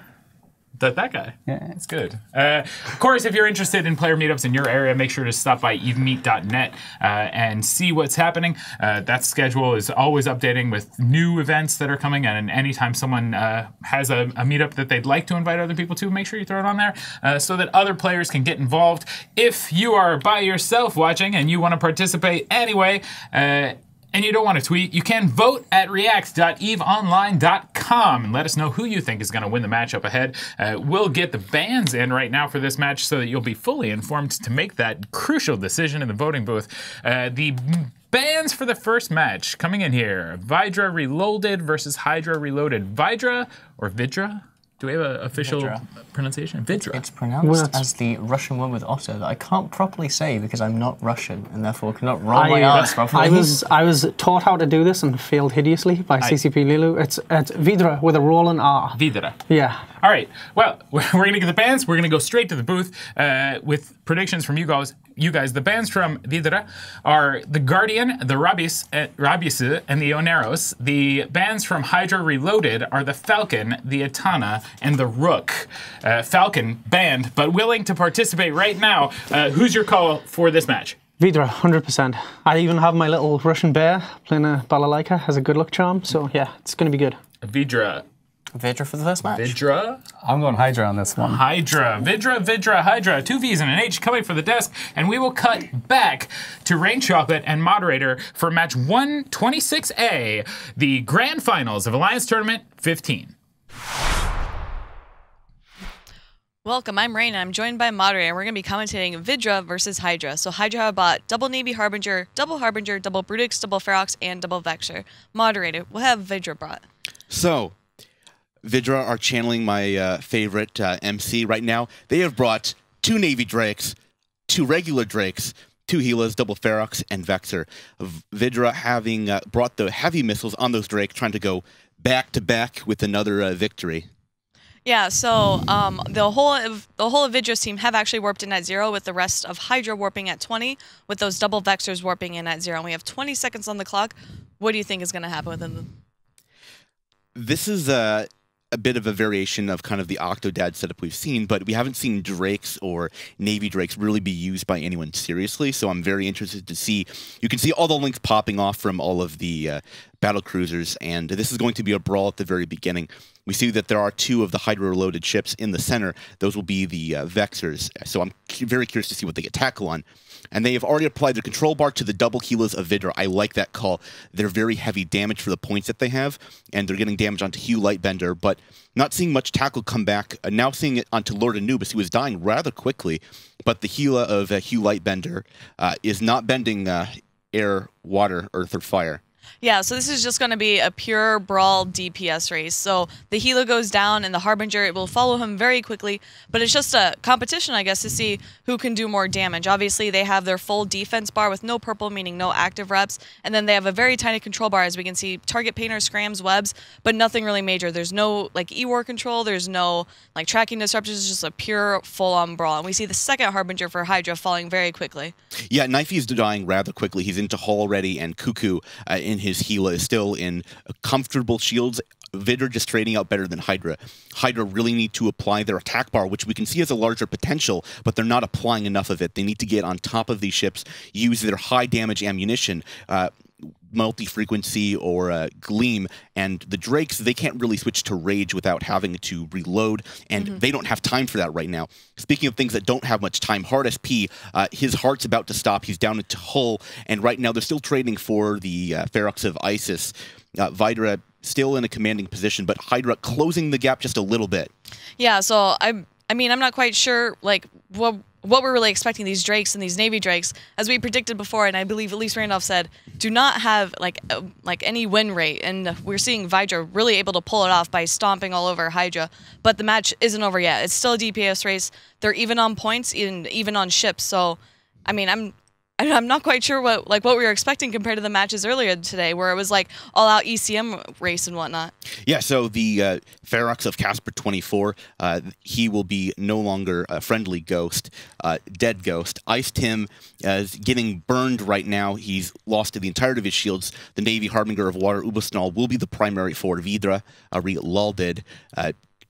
Again, tied on points, but HYDRA only having a total of the 4 battle cruisers, and VYDRA having 4 as well. But I prefer Navy Harbingers, Brutixes, much more so over Navy Drakes or Drakes. That's why HYDRA was primarying the Drakes and Helas, the Ferox, because there's more potential damage there. Yeah, and it looks like they are now primarying that first Navy Drake while losing their Navy Harbinger, piloted by Water Ubersnull. I was going to say this, there's a pretty big DPS race, but those Brutixes we know generally are pretty beefy with their hull tank, and that's probably what HYDRA's going to do with them, is just have a pure bait tank with those Brutixes. Yeah, we'll have to see if we see some more whole tank debating this time around. Maybe that's why we're seeing them being primaried last from VYDRA. That Navy Drake, he is going to be dropping rather soon, and Nebula surviving rather long. So we're down to 3 battlecruisers and 3 Vexors. So both teams choosing to not use any sort of ECM drones or any sort of logistics drones like you were alluding to, which makes sense given that there's a mixed tank. Armor ECM repair bots wouldn't do too well to support a Drake or a Ferox. So we're seeing full damage drones just come across the field and a cloud of them being sat on the primary. Speaking of primaries, Nebula is about to drop and Vuglass is still sitting in about 25 to 30% shield right now. Yeah, so we're about 6 minutes left of the match. Obviously, both teams have lost more than half of their players with that Drake by Vuglass going down fairly quickly still. But now that they're running out of DPS, it's just going to be a slow brawl, and then it's going to see who can outlast the other. So maybe instead of towards the end where it was, or at the beginning where it was a pure DPS race, at the end it's you get ahead on points, and then you maybe try to kite and either defang these Vexors or defang whatever drones may be left, and then you just fly away from your opponent. Yeah, which is exactly what you were saying, and Pandy's doing that excellently, burning away as fast as a Navy Drake does. Drake's not known to be a mobile ship, but still burning away at 1,400 meters a second, applying his heavy missiles at range, using the Vexors and the Feroxes to screen the Brutix and lock down Miyamoto Yuruki, who will be completely shut out, already down into low armor. Yeah, and I think that first Navy Brutix died actually rather quickly. I'm not sure. Okay, maybe it looks like they are whole tanked. I thought the first one died rather quickly, especially for only a Ferox and a Navy Drake being able to shoot it. It looks like these Vexors, while they are critical for being, want to say heavy tackle, tanky tackle, pinning ships down, keeping them in place for their team to apply, they are pretty much ignored by the opposing team, that they're just letting these Vexors do their work. And finally, Hydra's now targeting Nika Noiser in his Vexor, but at the beginning of the match, they were just completely ignored. Yeah, Nika Noiser is the only thing that can really shoot. Pandy is sitting at 0 speed. He's comfortably at around 70 to 60 kilometers, which is where you want to be with the heavy missile Drake. And look at the defense bars right now. So VYDRA Reloaded's bar, despite including being a lot of points up, it's a massive defense bar, massive attack bar compared to the minuscule bar of HYDRA. So Nimbus Drill being the next primary for VYDRA will put them in a comfortable position going up 2-0 in this best out of 5 series. Yeah, and with that, Hydra is gonna definitely have to bring back and not pull any punches with this mirror setup. I know we had been anticipating the double Octodad mirror matchup, and we've seen it, and obviously, despite our predictions, or despite what I was saying, the Drakes actually do prevail in this setup. Yeah, again, Drake's working out rather well. FC, you can actually bring your Drake. Yeah, and that's what VYDRA did, and they did it very successfully. So there's Nixer left in his Vexor going down into structure very quickly. Good fights being called in local. And the first of the best of 5, and I guess technically the second match, goes to VYDRA. Yeah, VYDRA going 0 to 100 real quick, and with that, we'll have the desk to break that one down for you.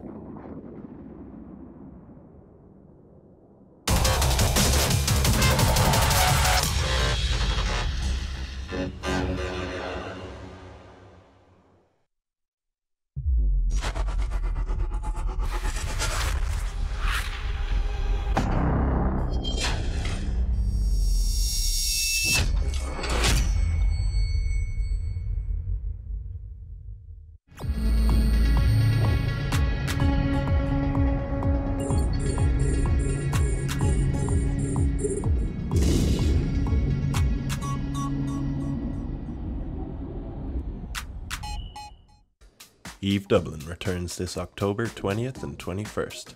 For tickets and more details, please visit www.evedublin.com.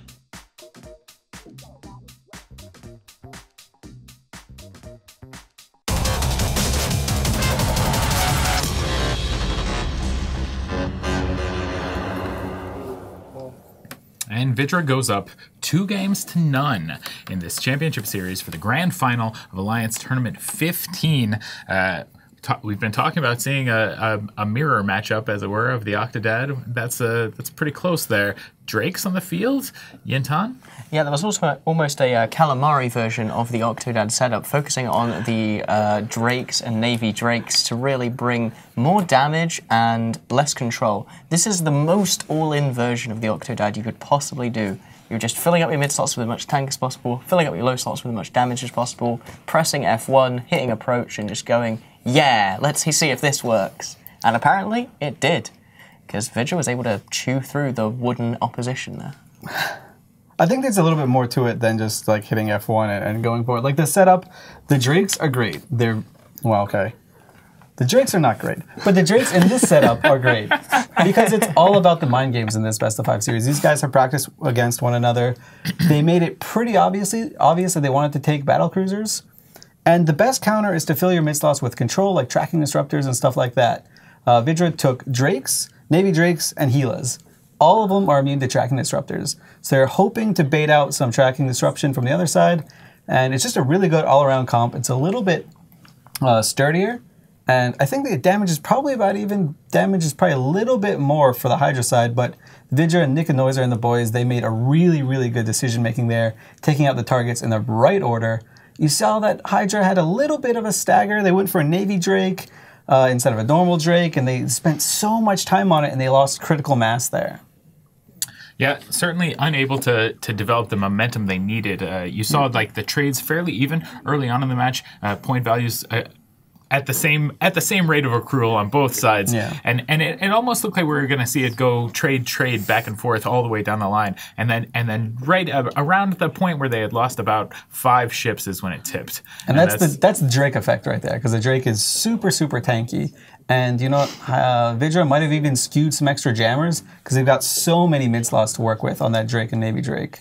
A lot of potential, and that puts them within 1 round of potentially winning this alliance tournament. One round of this match will take it for them. They'll go forward and be the champions if they can make it happen. What can HYDRA do to prevent that? Win. I mean, CCP Falcon, everyone. Glad to have you with us, Falcon. You can go now. I'm done. It's my contribution. His contribution is to tell the opposing team to win.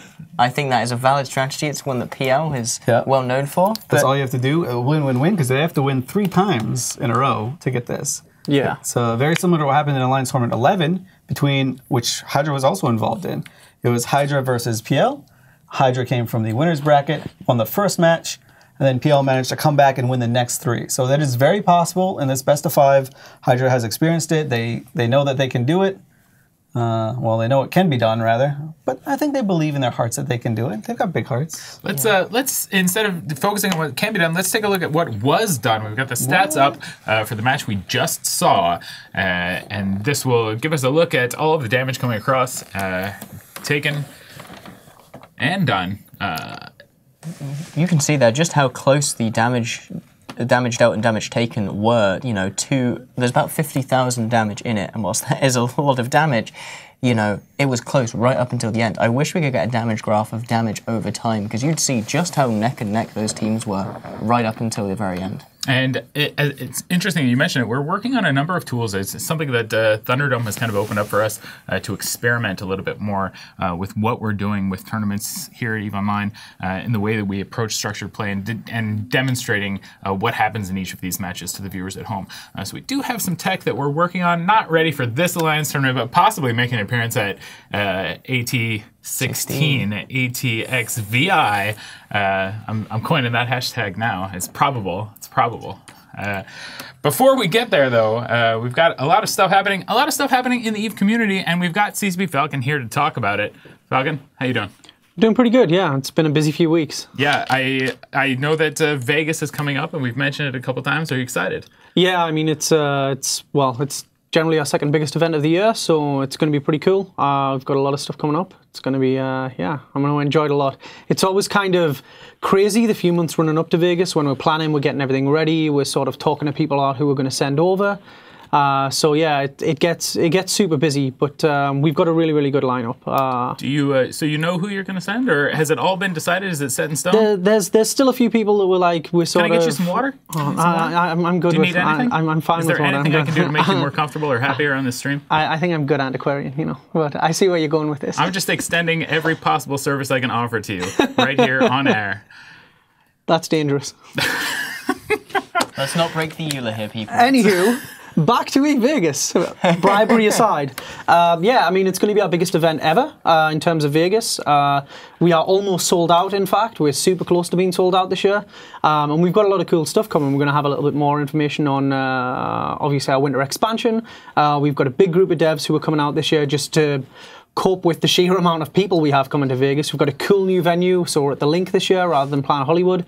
And the Link has some amazing facilities. It also has that huge promenade out front too, where there's like a lot of bars, which is always a good thing for Vegas. Then on top of that too, we've got a couple of extra events that are going on too. So we've got the High Roller Experience. Tickets are on sale for that right now. That's like $89, I think it is. What does that entail exactly? And that's like a short pub crawl, a couple of bars, plus a trip on the largest observation wheel in the world. Ooh. Which is the big, if you just basically Google pictures of the Link, there's like this massive Ferris wheel there. And this is like nice air-conditioned pods where you take a 30-minute ride around a big Ferris wheel and you get some really good panoramic views of Vegas. So that's pretty cool. Yeah. Simulating being in actual space while at Vegas, up in the sky. Like these high-flying pilots here at Alliance Tournament 15. Just think about it. I've been to Vegas for the last 4 years, I think, as a player. Absolutely one of the best experiences ever. When I first went, I was like, these people are going to be weird. I just want to hang out with these people in real life. But then I went and I'm like, oh, these guys are normal. They're fun to hang out with. Do you mean the devs or the players? Both. I meant mostly the players to start out with. Because, you know, EVE players have a certain...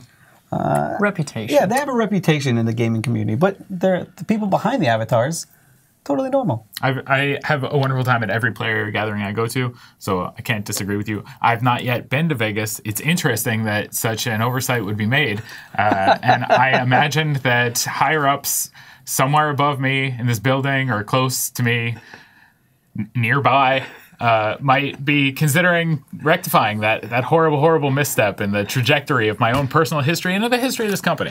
And speaking of the trajectory of history, we do have the bans in for the next match between HYDRA and VYDRA. These bans coming down, interestingly enough, VYDRA Reloaded has banned out the exact same ships that they banned in the first match here. The Guardian, the Rabisu, and the Oneros. Again, looking at that armor logistics and just saying, take it away. We don't want it. Yeah. And HYDRA Reloaded have gone after the Brutix Navy issue, the Falcon, and the Rook. So the only change there in their ban is moving from the Atana to the Brutix Navy issue. That's pretty interesting. I mean, I really do like the VYDRA strategy here. They know that they only have to win one game. So it's putting the pressure on HYDRA to do something new.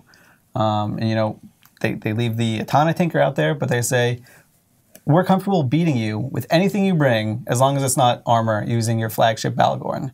HYDRA must have a really strong setup that they were saving with that flagship Balgorn. And VYDRA's like, don't want to see it. Don't have to see it. We can beat you with anything you want. Bring shields, beat you. Bring 8 battlecruisers, we'll beat you too, as they just showed. Something very interesting about these bans very specifically is that they leave the Atana open, however, and we saw HYDRA bring out that very setup earlier today. Do you think we're going to see a potential Tinker mirror in the grand finals? I don't think so, because it's too telegraphed, right? It's too obvious. You can really just take a setup that absolutely destroys it if you know that you're going to face a Tinker. And that's a very expensive explosion. Not only are you knocked out of the tournament if you lose, but you also lose one of your precious Alliance Tournament ships moving forward. So that could be pretty catastrophic if you walk into that so obvious bait. Obvious. It's really obvious. You just don't ban it. And they banned it before. That's what's happened. Now, Falcon, you've been following along, I know, in the room. What do you think about this match coming up? I mean, like, VYDRA, one match to go, basically. If they can try and force HYDRA into basically playing their game, then it's just going to work. And I think leaving the Etana open, I think, is a bit of bait. And I think if HYDRA bring in Etana, they're going to lose, and they're going to lose it as well. That's just my view on it. The Russians are sneaky. I've played with many Russians in EVE. And, I mean, they brought Navy Drakes. That's the sneakiest thing you can do. They're very, very sneaky. Yeah. And they're really good tacticians, too. I fought against the Russians a lot, and they just know what they're doing. They're not stupid.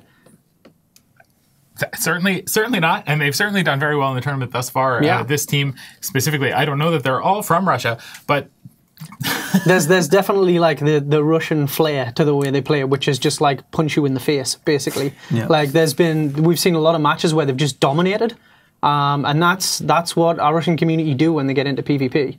It's like never give up, never surrender kind of thing, to quote Galaxy Quest, which is a wonderful movie. Now, have you, by the hammer of Grapthor it is, have you been over to Russia? We did send a few devs over to St. Petersburg recently for a player meetup, did we not? Yeah, we sent over, I think, CCP Sledgehammer, I believe. Yep. And we also sent CCP Lilo over. And they had a really great time in St. Petersburg. They both came back very, very enriched and enlightened. It was a fantastic event from what I gather. I haven't actually been over to Russia to a player event yet, but I'm hoping that maybe next year I can do so, see how they do things over there. I also haven't been to any player events in Russia. Just letting you know, in case you're curious about whether or not I've been there. Duly noted. Haven't been there. But yes, this team is doing fantastic, and it's possible that they've got themselves into a position here where they can walk away with this grand final. They have just one match to get through. This is a best of 5 where they started with one, having proceeded through the undefeated bracket without serious contest. They dropped one and still managed to plow their way through. Yep. And here they are within a hair's breadth. What does Larrikin say? Cat's whisker. It's not a cat's whisker. Can't remember. Something about a bee. Something very Australian. I hope he's watching. He's just screaming at the monitor right now. He might be. Very close, this VYDRA team, to walking away with a victory. Do you know what? Let's open up the field here for predictions, not just from the desk. Let's get some predictions from the booth. If we could go over to Rain Chocolate and moderator. Rain, Mod, how you doing? Good, how are you? Really excited to see if HYDRA can pull it back. I just love that enthusiasm. It's like I'll be hyped for the match, okay? I got to save it for when they're on the field. You interrupted him taking a epiphany back. I was going to say, for those who are curious, moderators over here writing down like rap or like poems, as you like to call them, getting ready to like just throw some shade. I don't believe you. I think he freestyles it all. It's all off the top of his head. You guys have heard the bans. VYDRA banning out the Guardian, the Rabisu, and the Oneros. HYDRA banning the Brutix Navy issue, the Falcon, and the Rook. What kind of predictions do you have for this? So, I was going to say, I'll go with HYDRA pulling it back. I don't think VYDRA's just going to stomp. I'd be really impressed if they did, but I think HYDRA at least has to bring out their A game and win this one. Yeah, we've seen a lot of the long-range finesse kite setups be something that both teams would have liked to have brought, but they've been really not doing well against the Octodad setup, and we've been seeing a lot of just straight brawls, especially this late in the meta, which is really not what I expected coming into the tournament, but these teams are definitely showing us why they deserve to be in the grand finals of the event, having more or less dominated throughout the event. So is that a vote for VYDRA then from you, Mod? I can't wait to see what we have on field. That's when you get Is that a vote for VYDRA or for? Just give me we flew you out here. Give me a pick. I want more matches, so I'm giving it to HYDRA. HYDRA, it is. That's. I've cursed him though. That don't think of yourself as too powerful here. You cannot curse the teams; they will perform admirably, no matter who they are. Let's go down the desk here. We'll start at the other end. Falcon, yeah, you've seen the play so far. You think VYDRA takes it in 3? You think they just they end this right here? Do you think HYDRA manages to push out one more? I think they're going to take it in 3. I think it's going to be super decisive win for the tournament, and I'd be very surprised if they don't. That's 2 for HYDRA, 1 for VYDRA. Yin, I am. As I said earlier, I'm believing in the reverse sweep. I'm going to go with Grand Wizard Moderator and say that HYDRA takes this one. That's 3 for HYDRA, 1 for VYDRA. At least you gotta. I'm going VYDRA. VYDRA. I think they're gonna completely just stomp them out. They've got the rest. HYDRA has been playing so many matches. They're like almost the maximum number of matches that you can play in an Alliance tournament because they lost on that first weekend. So they're getting tired. You know, there's some fatigue. There's probably some, you know, back and forth like, oh my God, guys, we just lost to Drake. So what are we going to do with this? And so, you know, maybe you overthink it a little bit. You don't have that much time. That's when VYDRA gets you, you know. They put you on the back foot. They make you react to them. And as Falcon was saying, these guys, we've seen them before in other competitive EVE sports under the name Sudden Otters. And Nick Noiser as the captain, who's also the captain for the VYDRA team, really crafty. Crazy guy. You can't count him out.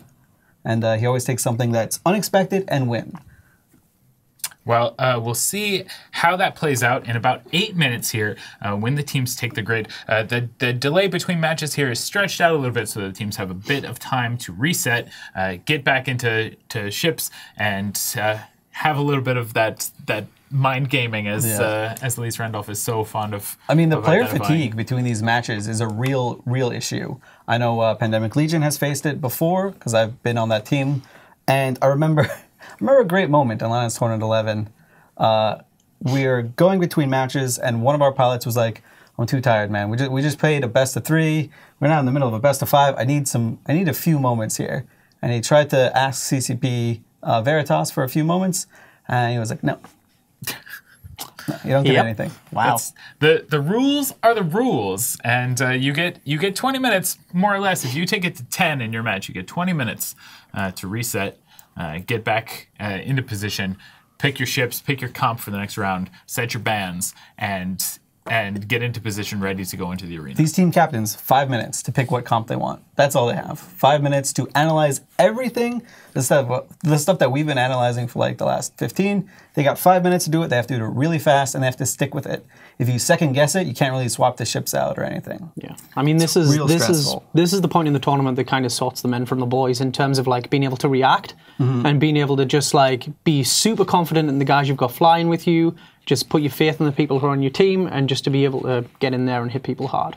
It's it can be a real challenge. I've spoken to some of the team captains from previous Alliance tournaments, and they've said it's super stressful. It's really difficult to try and sort of take everything into account. You've got to start thinking about what people have flown like 2 weekends ago as well, in case they try and throw a curveball at you. So yeah, it can be pretty tough. I wouldn't want to be in that position. I know that definitely. I'm sure that they all have books like Yintan's here, keeping track of all of the relevant statistics and comps that have been brought. Do you think that's how it goes, Yintan? Have you been on that side of an Alliance tournament? Sadly, I've never made it even close to the final weekend of the tournament because I'm a member of Curatora's Veritatis Alliance, an NRDS alliance based in Providence. That's this advertisement break brought to you by Yintan. We didn't even bother to enter in an advertisement this year along with an application to the Alliance tournament because we're very good. Just because everyone already knows who you are, so it's fine. Yeah, it's fine. It's true RPM. We're old. You guys said no, not this. We're above this. We don't mix with the common people. These people are Amar. Apparently, they're better than everyone else. Now, Fabian, you're actually involved in a lot of the lore craft that goes on here at EVE Online at CCP. Do you take the Alliance tournament into account? Is it something that plays in when we go thematically from year to year? This year, obviously, being a Serpentis themed tournament. Last year, Blood Raiders. Does that play into your lore crafting, as it were? Does it play into the world of lorecraft? Yes, it does, Antiquarian, absolutely. I just saw Jintan write it down and suggestively slide his book in my direction, so I have to use that pun. Very good. Teamwork, man. What can you do? We've done it. We did it together. Yeah, we did indeed. But yeah, I mean, it's obviously we have the in-game entity, the IGC, who are under the Concord umbrella, and these are the guys who, in character at least, they provide all the ships and the prizes, that kind of stuff, and host the tournament. So yeah, we factor a little bit of lore into it here and there, definitely. And it's nice to give things like this a little bit of flavour too, just so they kind of fit into New Eden. Just out of interest, what's the name of the CEO of the IGC? His name is Come At Me Bro. That is official lore. Yeah, I might have been drunk when I suggested that and then wrote it down in a news item. And I was like, this will be funny. And then no one noticed for 3 years. And I was very, very disappointed. EVE lore in a nutshell. Yep. That's not the standard procedure. I like how it just turned into a late night talk show. By the way, this is great. That's thank you for pointing it out, Ian. It's good to have you here as my Ed McMahon. I don't know who that is. You don't know? Never mind. My Noel Fielding. I don't know who's second banana in British TV. I can't even.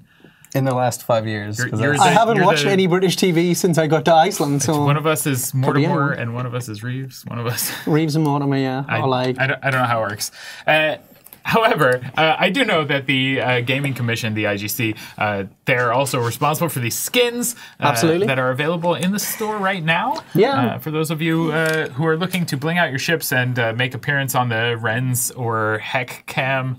What else did we have? We had the Amamaki Cam as well. Amamaki was over there. Did we go Do Dixie or did we go to... Do Dixie was yesterday. Yesterday. That was so 2000 and late. My bad. My bad. I will say that I'm very intrigued by the amount of hushed whispers I'm hearing from the commentary booth. It sounds like something interesting is going on, although I wouldn't ask them to commentate on it. Have the teams taken the grid? Or is that we're no? I got a thumbs up and then I got a no. Okay. We're not going over to the booth now. Rain and Maud are furiously adjusting their setups in order to get maximum information. I'm getting nods and waves, all kinds of interesting signals. So another cool thing about the IGC, not to interrupt you, there's the IGC skins that are for the Serpentiships. But if you don't want to get a skin or you don't undock, which is some people in EVE, you can get an IGC character portrait background. This is true, yeah. It's available for everyone in game right now. You can just hit the It's the far right one. Yeah, it's the far right one. It's that little T-shirt icon in Station that I can't remember the name of. But it takes you, recustomization. That's the one. See, teamwork. Yeah, so you can hit that button and you can dive in. You can change your avatar and then you can get the IGC background too. But yeah, those skins are on sale, I believe, until the 22nd, if I remember right. Yep. And there's some pretty cool skins. They're really nice. They have like the nice IGC colors on them. They're pretty vivid, some nice stripe work. So. Those the similar color to the skins that we've been offering for winners of EVE NT tournaments run by our friends over at EVE NT. They do a great series, and if you're looking to get involved in tournament play, that's a good place to get a start. We know some people that work for that tournament and put in a lot of good effort. At least, what is your role with I'm EVE NT? the president of EVE Sports, I guess. That is my official title. I just do stuff with EVE NT. I help make the roster. I help make the rotations and stuff like that for our events. We have 2 seasons every year where we have a major league team and a minor league team. And they fight 5-on-5. It's really good. You should check it out. eve_nt.co.uk, I think, is our site. You can check it out. Really good, really good stuff. And if you are interested in commentating or anything with EVE Sports, we're a great way to start out. Certainly you are. We are not starting out here. We are moving directly into this next match. Nice. The effectively third match in the series between VYDRA Reloaded and HYDRA Reloaded. This match possibly an ender for the championship if VYDRA can take it. We'll see whether or not they can hang on. HYDRA getting 3 votes from the combined predictions of the booth and the desk here. So we'll go to moderator and Rain Chocolate in the booth for this match, VYDRA Reloaded versus HYDRA Reloaded here at Alliance Tournament 15. Hello, I am moderator, joined by Chocolate Rain, and we have an Etana on field, and that's right. Despite playing EVE Online, we are also playing Dota at the same time because we have a Tinker matchup on the field. HYDRA Reloaded choosing to bring an Etana supported by double Widow, double Gila, double Stork, double Manticore, and a Nemesis. And with 30 seconds on the clock, VYDRA brought what we are so commonly calling the Octodad with a double Harvey, double Harbinger, double Brutix, double Ferox, and double Vexor. And they have warped in at staggered range with those Vexors coming in at 0 and the rest of the battle cruisers at 30. So one thing to note is that HYDRA Reloaded, if they have any jams other than Minotaur, they're perfectly fine. VYDRA is very racially diverse. I'm okay with that, despite Jintan saying that I am a wizard of sorts. So VYDRA has those Navy Harbingers, and they're going to be the best damage type to apply to that Atana.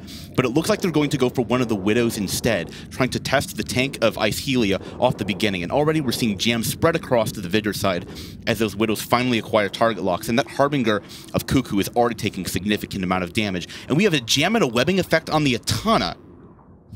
Yeah, so I'm guessing the VYDRA team has brought either ECM drones, which they're attempting to use on the Atana, or maybe a Widow accidentally clicked the jam button on the Atana. There could be either or. And it looks like we did actually see potentially a bombing run go across the fields as all the shields of the VYDRA team are falling, as well as that Harbinger who is quickly picked off the field with all of the HYDRA team still sitting pretty. And we are seeing smart bomb effects, maybe potentially from those Widows going off to kill off any potential harmful drones. Yeah, so Cuckoo getting kicked down to the dirt. So far, Ice Heel is surviving rather comfortably. No longer any webs or jam attempts on that Atana, and Vluglass is actually getting glassed himself down into low armor, approaching hull. Jams being spread perfectly across the field. The Widow is dipping in. The Widow is dipping in very low shield, though. I'm not quite sure if the Atana got jammed or if he just uncycled his reps improperly, but this Widow is actually potentially breaking. The second Harbinger down, but the Widow seems to maybe potentially have stabilized. I'm not sure if that was heat from the Atana, but the Atana still seems to be repping him.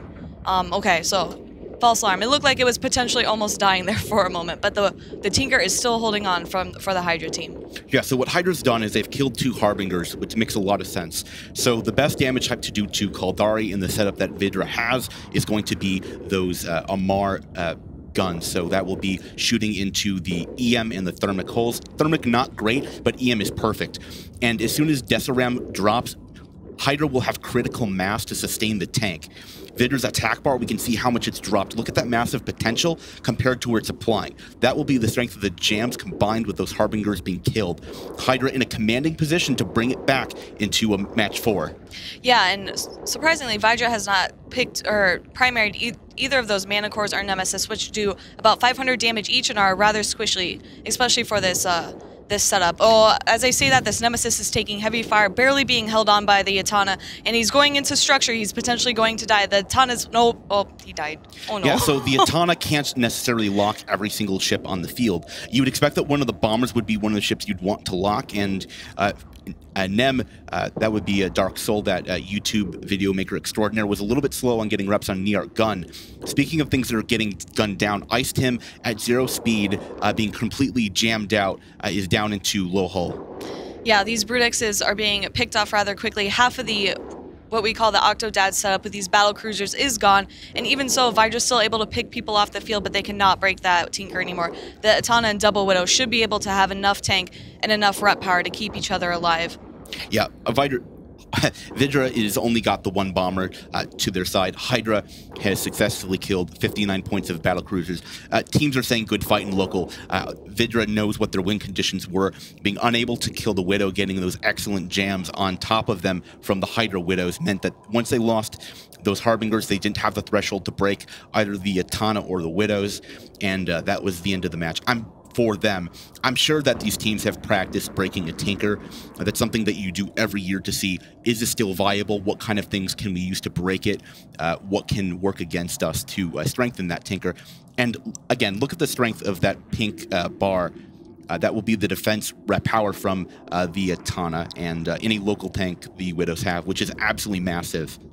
Yeah, and so I was going to say, HYDRA almost did lose one of their Widows. I believe the Atana either got jammed or they were VYDRA was actually really able to focus fire, but even so, they were able to bounce back from that. Had that Widow actually broken or potentially died, then the Tinker would have been ruined, and VYDRA may have been able to snowball it into their favor, but in the end, it didn't work. The Tinker held up, and even losing a bomber or potentially all 3 bombers at the end of the day doesn't really matter for this setup. Yeah, HYDRA just working away at the rest of the core. Isis Carbon lost his shields, is now down into armor, and will be popping rather shortly. HYDRA should be cleaning this up around the 435 mark, and I mean, that's a really good job for them. I mean, Widows are not exactly the heaviest on damage, but they're doing a good job at picking their targets. They knew what they needed to primary. They did a commanding amount of damage, supported by the Manticores and the Nemesis. Each of those bombers is doing roughly about 500 damage each. And torpedoes, one of the problems that they have is that if you're shooting a cruiser or smaller ships, they don't apply very well. But if you're shooting a larger target, such as, say, the battle cruisers that VYDRA's been running in the Octodad setup, they do perfect damage. And that really, really hurt the VYDRA setup here. Yeah, and it seemed like VYDRA actually took, I want to say, ECM drones at the beginning of this match. We did see those ECM effects, which has actually been quite different than what we normally see when they do damage drones. But HYDRA anticipated it, and they had smart bombs running on their battleships on these Widows, so they were able to easily counter any sort of ECM or EWAR effects from the VYDRA team. And with this last Vexor of Randolph Sykes dying, we will send it back to the guys in the studio.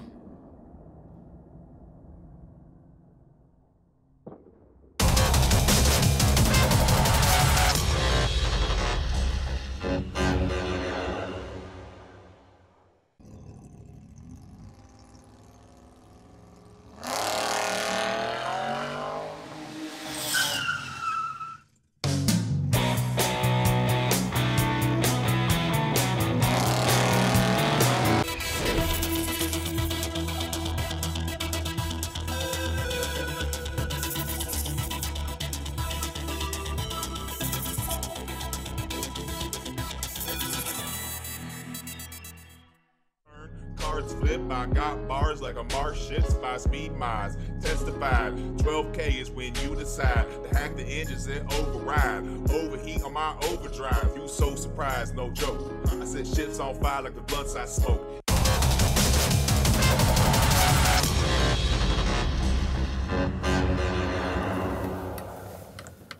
And HYDRA manages to eke out a win in this best-of-5 series. They'll push us at least to the 4th game in an attempt to pull off the sweep that Yintan has predicted. We'll see whether they can do it in about 20 minutes here when the next match commences. Those teams right now resetting and trying to mind game themselves into a preferable ban situation with an appropriate comp. We'll see whether or not they're successful. Before we go to a breakdown of the match, a quick shout out to Manic Velocity. And if you're on Twitter, please go check out his representation of the IGC background.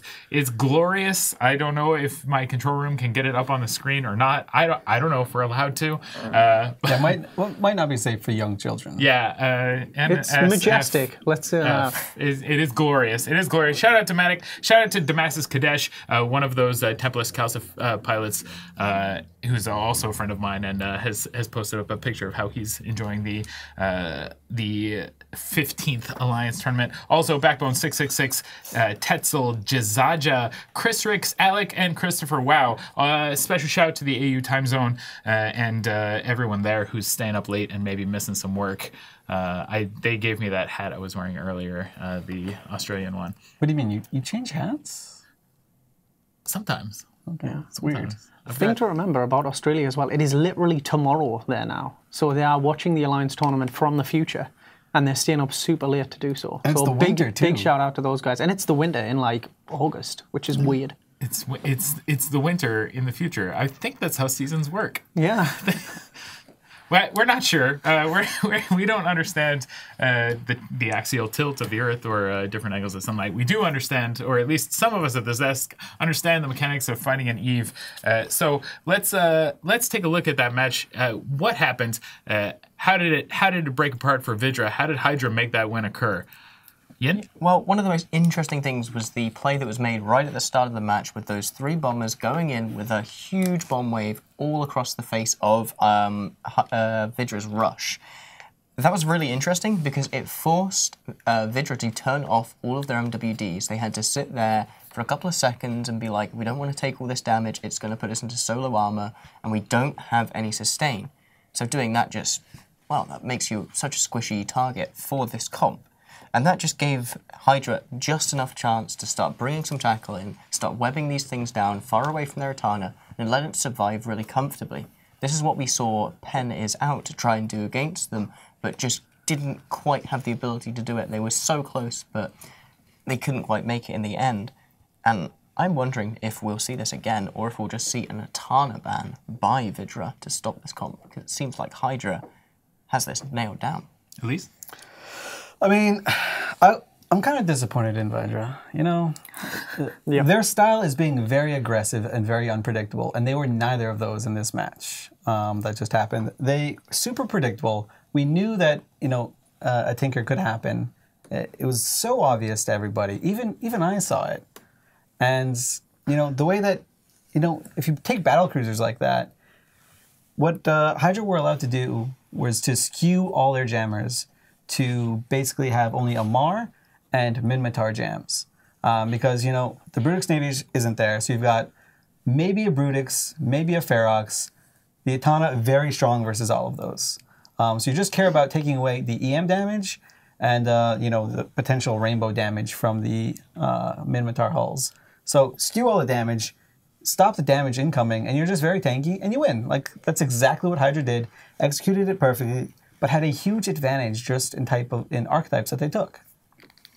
They certainly, the VYDRA team certainly taking a step, maybe taking a breather, actually. Maybe they just wanted to force HYDRA to have yet another match. The longer these pilots play, the more pressure. That is so risky, though. I mean, you give this HYDRA team that's based entirely on momentum, you just give them that little push, and it can just snowball out of control. Next thing you know, the VYDRA team is going to, the last game, and then who knows what's going to happen there. It's possible. VYDRA is still up 2-1, though. This next match, they could win the entire Alliance tournament. I mean, the last 4 Alliance tournaments have been won by the elimination bracket team, so it's scary. You can't just give them that much room to work with. Something to see. We'll see how they handle it in the next round. That match will kick off in about 17 minutes here. Kicking off 1800 Eve time. Until then, I'm told that Manic Velocity has actually made an appearance oh my gosh. up on screen. There you have it, folks. The IGC background in all of its glory. That can be yours if you like. Just go into your recustomization screen in Client and select it as your backdrop when taking your picture. And you too can be as beautiful and gorgeous and majestic. I was going to say resplendent in glory. Okay, well, there was a lot of splendor in that photo. In fact, I can't understand why anyone would now not use that background. That's any marketing that we could have done around that background. Manic's just nailed it. Thank you, MV. Another MV, Mari Vouder, the fastest Chimera in Delve, apparently, gave us a shout just now. Just throwing that out there. We have stats for the match we just saw to take a look at the damage that came across and the amount of ISK lost. There you have it, folks.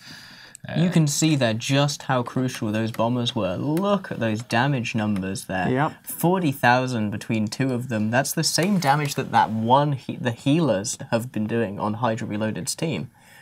That's unreal. Just the amount of power those bomb waves had right at the start, hitting the whole of the HYDRA team, giving, that was it was taking 20% armor off every single ship, and they have no way to wrap that up. They've got no local tank, no external tank, no rep drones, just they've got to sit there and accept it.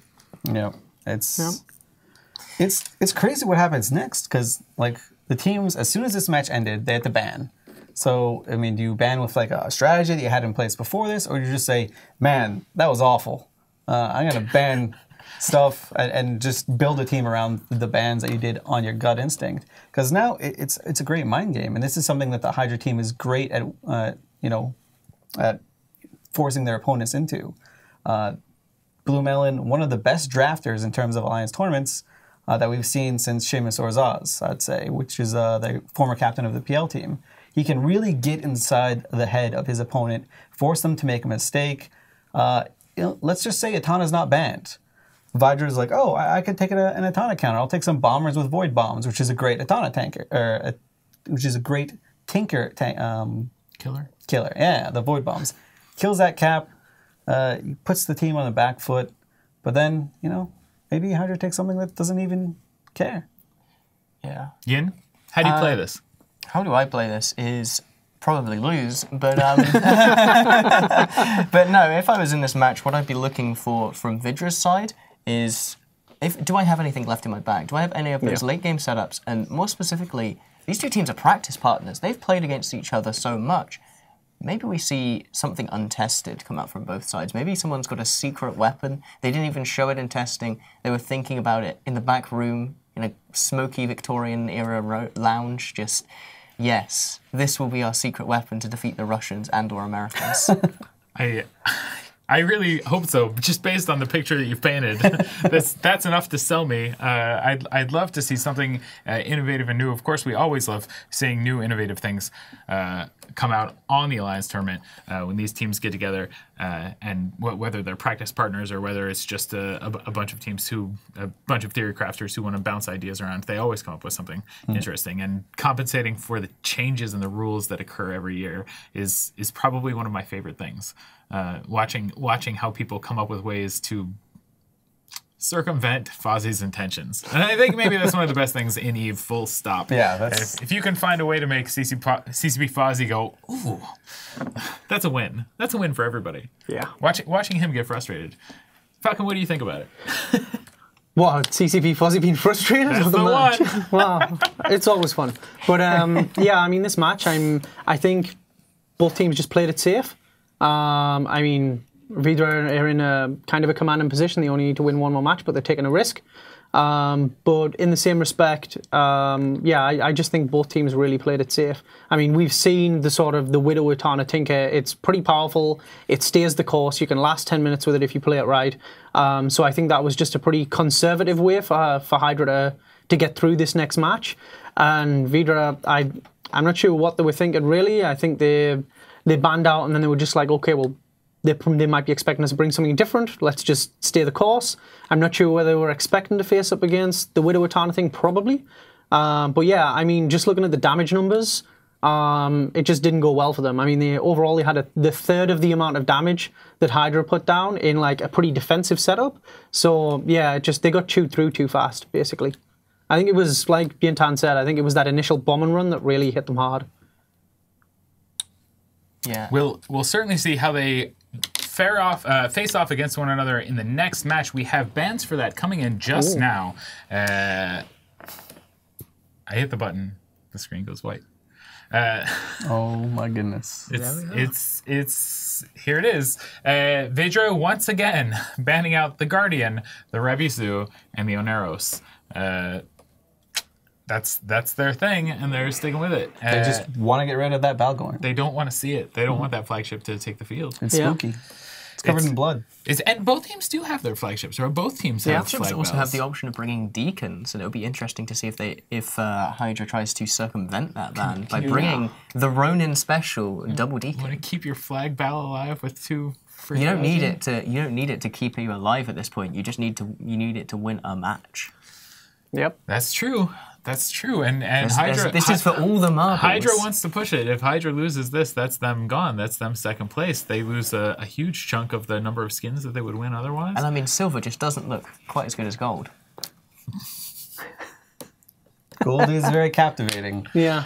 I got to go through the rest of the bands as soon as I recover. It's too much in here. It's too much, Twitch. If it's too much for you, bear with us. Just stick around. The bands coming in from the HYDRA Reloaded side are the Drake Navy issue, the Drake, and the Vexor.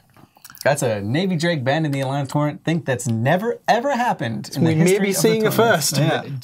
So that's all targeted against the Shield version of the Octodad comp, or the Calamari Dad comp, which is an interesting way to put it. But that still leaves so many comps open. We've still got Tinker open. We've still got the regular Octodad comp open. There's so many options to choose from. It is like a sushi buffet out there that you can just pick things off the carousel. Anything you want pretty much goes. Kaiten sushi advertisement. So here's what sucks, right? If you're a team captain, as the panel was saying, everything's on the table basically, except for Navy Drakes and Flag Balgorn. So what do you take? There's rocks, paper, and scissors, and one of them is going to get hard countered by the other. So I mean, you kind of hope for a mirror match between your 8 battlecruiser cores and hope you win, or maybe you skew some jammers and hope you get lucky. But this is like all or nothing right now. I'm going to make a bold prediction. I'm going to predict that VYDRA brings their 8BC core again, the Octodad comp, and I'm going to predict that HYDRA brings a drone kiting comp. Who do you think wins in that matchup? I think it's going to come down to pure execution. And who do you think wins in that matchup? HYDRA by a hair's breadth. HYDRA pushing it to a fifth game, fourth game, but a 5th point. I'm all about that reverse sweep. He's sticking with his prediction, folk. He's going to make it happen. CSB Falcon, what do you think? I mean, it's difficult to call at this stage. My heart is still with VYDRA all the way, but I'm just going to cry if I see another Etana. Like I just want to see an actual really, really hard brawl. Just these two teams have come so far, and I just want to see them, the last match or the last two matches, just punching each other in the face. Like some really, really just hard, like committed fights. That's where I am in terms of tournament stuff. That's what I love to see. Mr. Randolph. I think VYDRA blew it in that last match. I think they played it too conservative, and now they're on the back foot. They're reeling. You know, HYDRA is gelling as a team. They've played a lot of matches, but, you know, they've got that momentum behind them. I think we're going to see, you know, probably a mirror matchup between the Rook and Chameleon teams. So that ECM, you know, Sacrilege, Rook, Chameleon setup. And I think HYDRA's going to get in the heads of VYDRA and just mess it all up and win. Another prediction to push it. Let's go to the booth. The old dirty sweep. And see what Rain Chocolate and Moderator think. Rain, who's your pick for this match coming up? HYDRA, so then that way we go to all 4 matches today. That's good. That's honest. Moderator, have you got a call? What Rain said, I want to see more matches. I want to see a lot of really exciting matches. Tinker matches are, you know, all well and good. ECM matches are also all well and good, but I want something to really turn up the heat here, the fire in the booth. Well, we'll hope to see something of that sort. Everyone in the room, with the exception of CSP Falcon, going for VYDRA. He's willing to be iconoclastic. He's also willing to show up here and dedicate some of his time to hanging out at the Alliance Tournament desk. Falcon, thanks for being with us again. Always a pleasure, man. I'm just gonna give you a kind of open desk here to talk about anything you want to for a few minutes. Sure. As far as upcoming community events, as far as development on the Eve side, some of that world of lore crafting that we've mentioned already. Anything you like, anything you want. So yeah, I mean, probably a little bit more about eVegas. We've got a couple more things coming up. So we're actually, a lot of our players love it. We do it every year. We generally pick like kind of a patron charity for each year that we run eVegas or each year that we run FanFest. Usually in Iceland, it's Bjarnaspali Hringsons, I got it right, I think. CCB Guard is at home crying right now because I mispronounced that. But this is the Icelandic Children's Hospital. We usually deal with those guys at FanFest every year, and that's where our silent auction proceeds kind of go to each year. And then we generally tend to mix it up a little bit with Vegas. This year we're actually supporting Able Gamers. Kind of as a little bit of a tribute to the amazing stream that the guys in our community put together earlier in the year when they raised $35,000 for charity. And we're basically looking to have all of the proceeds from our silent auction, our raffles, that kind of stuff from Vegas go to Able Gamers this year. Now, how can viewers at home, other players of EVE, get involved with some of these activities? In eVegas, obviously, it's a little bit more structured. That's easy to find out about if you're going. But what about events throughout the year? Is there a single location resource that they can go to find out about things? Well, I mean, there's always our community newsfeed. There's Eve Meet, where you can look for gatherings that are happening in your area. It's like almost getting towards the 4th quarter of the year now, and we've still got so many things that are going on. We've got a monthly Toronto meet, we've got a monthly Houston meet, we've got monthly. We've actually got a meet that happens every so often in Madison as well, in Wisconsin. We've got EVE London coming up on the 18th of November. Monthly meet in the Washington, D.C. metropolitan in Washington, area D.C., as well. yes, in Virginia as well. And then, I mean, we've got Amsterdam, I think, 4th and 5th of November. We've got G Fleet, 13th of October. Yeah, right after Vegas, yeah. Then we've got Vegas 68th of October too. I knew I got that wrong. So, I might have said 5th, 6th, 7th earlier. It's 6th, 7th, yeah, it's 6th, 7th, 8th. So I was thinking about possible plane tickets that could be purchased for employees that are going over there. We actually have something cool for Vegas as well this year. In support of Able Gamers, we're actually running a charity viewing of the new Blade Runner movie at Vegas this year. So Blade Runner 2049 comes out on October the 6th, I believe. And on October the 8th, on the last day of Vegas, on the Sunday evening, we'll actually be hosting a charity screening. So tickets for that will be going on sale tomorrow. Hopefully. Are you looking forward to that picture? I am so looking forward to it. I actually watched a rerun of the original Blade Runner, the final cut, just a couple of days ago at a local cinema here in Iceland. The final cut, really? Yeah, I quite like it. It's good. And yeah, it was super cool. So I'm really looking forward to seeing the new one.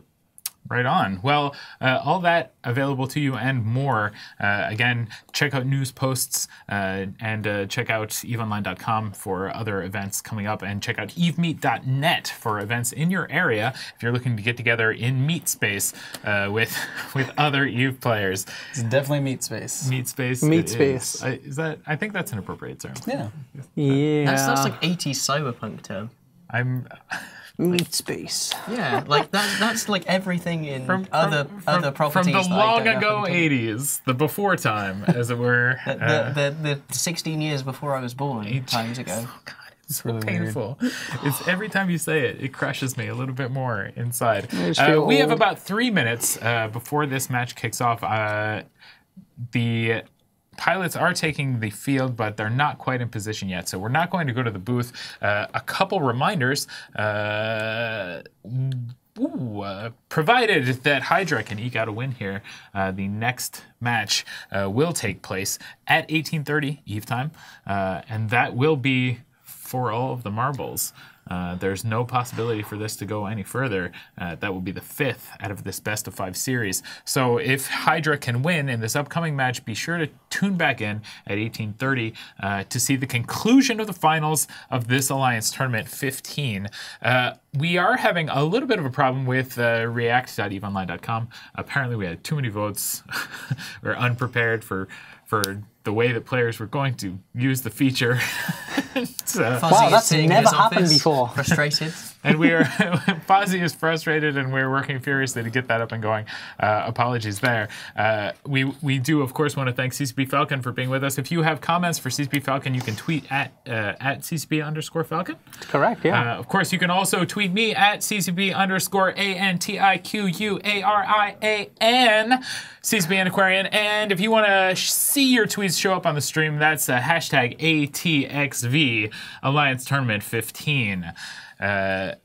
Well, of course, we welcome everybody to participate there by tweeting, and on our official Reddit for EVE Online. And, the unofficial official Reddit for EVE Online, and on the EVE forums. Make your voices heard. Make sure you contact your CSM members if you have requests for them. Yin, I know you're looking forward to the summit that's coming up here after the Alliance Tournament. Yes. Are you sticking around in the same location the whole time while you're here? Or are they moving you around? No, they're shuffling me off to a hotel. The shame. Yeah, the shame, sir. They're putting me in a room where I can have privacy so I can continue. This notebook is actually the same notebook I use in CSM summits. I've got a whole backwards page here that I'm not allowed to open on stream because it's full of NDA things. This is how you nerf your fellow CSMs. This is how you counter their tinkers. Exactly. This is how I get through the ban phase in the CSM meetings where we ban talking points. Is that a thing that happens? No. I need to know, are there rules for your discussion? Yeah, there's actually a points limit. You can only bring a certain members of the CSM in at a time. I think this is brilliant. I think you should be able to metagame the CSM. Right? Let's bring all of the gameplay of EVE into the boardroom and make it happen. If you'd like to get involved with the CSM, make sure that you vote in the elections. Those votings happen shortly before FanFest every year. And if you've got issues that you'd like your CSM representative to bring up during these summits, and I think we have 2 every year, 3 every year? We have 2 every year. It's 2 every year, yeah. And during this CSM, after the success of CSM 11, CCP has decided to commit to flying every single member of the CSM up to Iceland. Unfortunately, this time we're going to be down a man because Vince Draken has been resigned from the CSM. That's unfortunate. Of course, there are still seven members of the CSM. 9. 9, sorry. Maths is hard. Thinking about it. There are 9 other members of the CSM you can get in touch with if you have issues that you want brought up with CCP, if you want to engage with the development process of EVE Online. And of course, we really, really, really benefit from their participation here at these summits and from your participation as players, getting in touch with them, letting us know what kind of development features are worth dedicating more time to. We are just about ready to take the field here. Awesome. So we'll cut off any more discussion of the 9-member now CSM. Not 7. And we will cut over to Rain Chocolate and moderator in the booth for what could possibly be the deciding match of this, the final of Alliance Tournament 15 between HYDRA Reloaded and VYDRA Reloaded. Ladies and gentlemen, welcome to this next match of the Alliance Tournament Grand Finals. We have a mirror matchup between VYDRA Reloaded and HYDRA. Both teams bringing double Navy Harbinger, double Navy Brutix, double Harbinger, double Brutix, and double Punisher. Yeah, but obviously it is a mirror matchup, but you can easily tell that these ships are not fit the same. So if you look at the control bar, obviously the VYDRA one has a little more control than HYDRA, meaning they either have some modules in the middle for tackle or ECM or damps or even just the drones that they brought. And you can also see with the HYDRA team, their attack bar is almost as big as their defense bar compared to VYDRA's. Yeah, possibly some tracking disruption mids that would counter any sort of long-range or even close-range guns. We've seen a lot of that. This are setups that both teams are obviously practiced with. The Octodad, both teams have entered the Octogun, and only one of them will leave. Damage drones have already been deployed onto the Punishers of HYDRA, which have been more or less locked down. Already the Brutix of Disorum is taking a significant amount of damage, and that may be a hull tank because Lord Anubis in his Brutix is dropping at roughly the same time through his armor. They are trading about the same time, and VYDRA, they did counter with tracking disruption across the VYDRA's core. So I was going to say, so VYDRA has to really put these to use. They have to kill the HYDRA team faster than they're losing members of their own. They're already losing Pandy and his Navy Brutix, and they haven't even killed Lord Anubis and his Harbinger in exchange. This is just going to be a pure, like, all-out brawl DPS race, and it looks like so far HYDRA is winning, but they may not be able to keep that lead for long. We can see Lord Anubis is actually micro-jump drive from the center of the arena to the edge at 100 kilometers. Lord Anubis is the god of death, continuing to survive another day. However, Pandy is dropping down into hull, and we see damage no longer applying to Pandy. Pandy heating at maximum speed. Drones trying to catch up with Pandy, who it appears also may have micro-jump drived. Yeah, so this is going to be an MJD matchup. Lord Anubis and Knifey down in his Harbinger, whereas Lord Anubis is living to win with all of the damage drones from VYDRA actually sprawled out and trying to make their way back to these battle cruisers. So Viewglass in the Harbinger for VYDRA actually going down now. So HYDRA's having a commanding position here. VYDRA really needs to either make some plays or get those battle cruisers off the field. Yeah, HYDRA doing an excellent job coming back into that match. Lord Anubis's play cannot be overstated. So far, they've killed off a Navy Brutix, a Harbinger, and a Brutix, and they've got webs on top of Isis Korban in the Harbinger. However, Nebula 12 is dropping rather quickly, getting down into hull, and it doesn't look like that Navy Harbinger is near any sort of micro jump drive that would allow him to survive the same way Anubis did. Yeah, and these Punishers are going to be key. While they are like tanky little frigates, these scrams that they have are going to be crucial to keeping ships from MJDing away, or even just bumping a battlecruiser as he activates an MJD and bumping him out of the arena when he takes off. Okay, we can see Lord Anubis tried to get in range with some long-range Aurora damage in his Harbinger. He has been dropped, however. HYDRA still maintaining the points lead, and this Brutix is now down into hull. VYDRA will only have the 2 Punishers and the 3 battlecruisers. However, HYDRA will have 3 battlecruisers of the faction variety, supported by the 2 Brutixes. HYDRA in a commanding position, biting into the ankles of the Otter. And as you can see, the HYDRA team, these double Navy Brutixes and double Brutixes obviously have immense hull tank, because you can see their defense bar. While they do have lost 3 battlecruisers already, their defense bar is massive compared to the VYDRA team, as this Navy Brutix, piloted by Mystic, falls. Yeah, Mystic dropping down into low hull at the same time as Water Ubersnall getting down into fairly low armor. Damage kind of dropping off a little bit on Ubersnall. We can see the total defense bar and that armor, raw HP being much girthy for HYDRA Reloaded, along with their attack bar. They're just still having that control bar, but not being able to put it to use in a way that is allowing them to take control of the tempo. Yeah, so these tracking disruptors on the double Navy Brutixes and the Brutixes obviously are making some difference, but at the same time, it's not enough to mitigate all of the DPS. It's not like ECM where if the ECM cycles and it jams, that they can't actually apply any damage. It just makes it a little more difficult to fully apply the damage. So what this could allow VYDRA to do if they had more ships is they could use long-range ammo at their maximum optimal with very long-range ammo that would allow them to kite just outside of the range of the Brutix's long-range ammo. But HYDRA is a team that's not going to allow themselves to be beaten by that kind of positional play. They're working on Ice Tim's tank, and Ice is he's melting rather quickly, dropping down into hull, being webbed down by what appears to be one of these battle cruisers.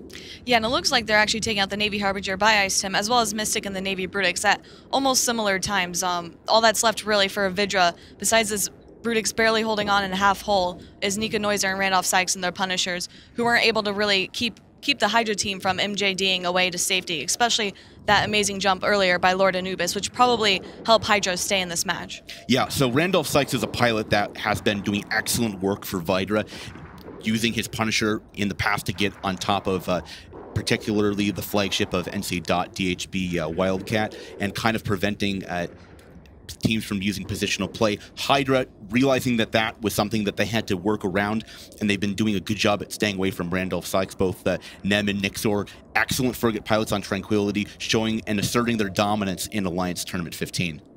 Yeah, these Punishers are dropping now with HYDRA just cleaning up the field. Match barely lasting 5 minutes with this all-out slugfest mirror matchup, which we, both in the booth and in the studio, have been waiting for the past couple of weekends. And it turns out, I guess you just kind of have to outplay your enemy and utilize those MJD beacons, which the enemy team, or which VYDRA didn't seem to be prepared for. Yeah, so VYDRA, in order to slay the HYDRA, they'll have to be a Greek god themselves, Hercules, and they're going to be running the marathon as we go to a 5-game best of 5. Yeah, and with that, we'll send it back to the guys in the studio.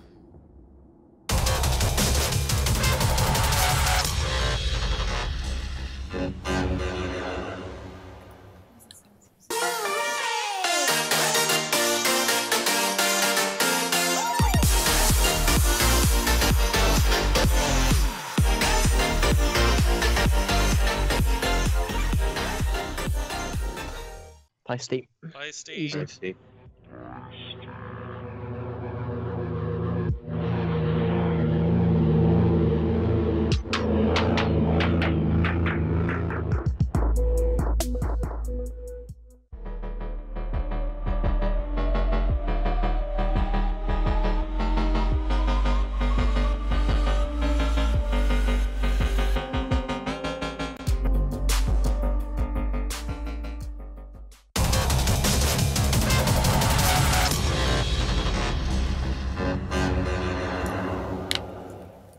And we're back at the desk here at Alliance Tournament 15. This Grand Championships will go to a 5th game. A deciding move there. HYDRA coming back now 2 games to even it out. They've hit that equalizer, and they'll push it to the full time. Interestingly enough, as far as number of matches being played, Heart SP flying in that match. I think that makes it 100 Alliance Tournament matches for that pilot. So he's hit the 100 club. Not many people can say that. I think he's actually the first person to say that. A tip of the cap, a salute to Heart SP. Well flown, and please put your 100 emojis in chat now. 100. Please don't put 100 emojis in chat now. But if you want to put 100 in chat, 100 in chat for Heart SP. He tries to keep it 100. That's, oh good. The parlance of the youths. Exactly. That's awesome. That's what the kids are saying these days. We finally saw the mirror match. We've been talking about it. That was as pure as it was going to get. A little bit more control on the HYDRA side. It looked like potential control. If that was a mirror match, it was certainly an interesting mirror. You know, more like a funhouse mirror. You know those mirrors you see in the carnival with the bendy shapes. That's what VYDRA was looking at when they saw that HYDRA comp. It was all close-range damage going up against long-range weapons from the VYDRA side. So many differences in how they were fit and so much nuance in the play of that game.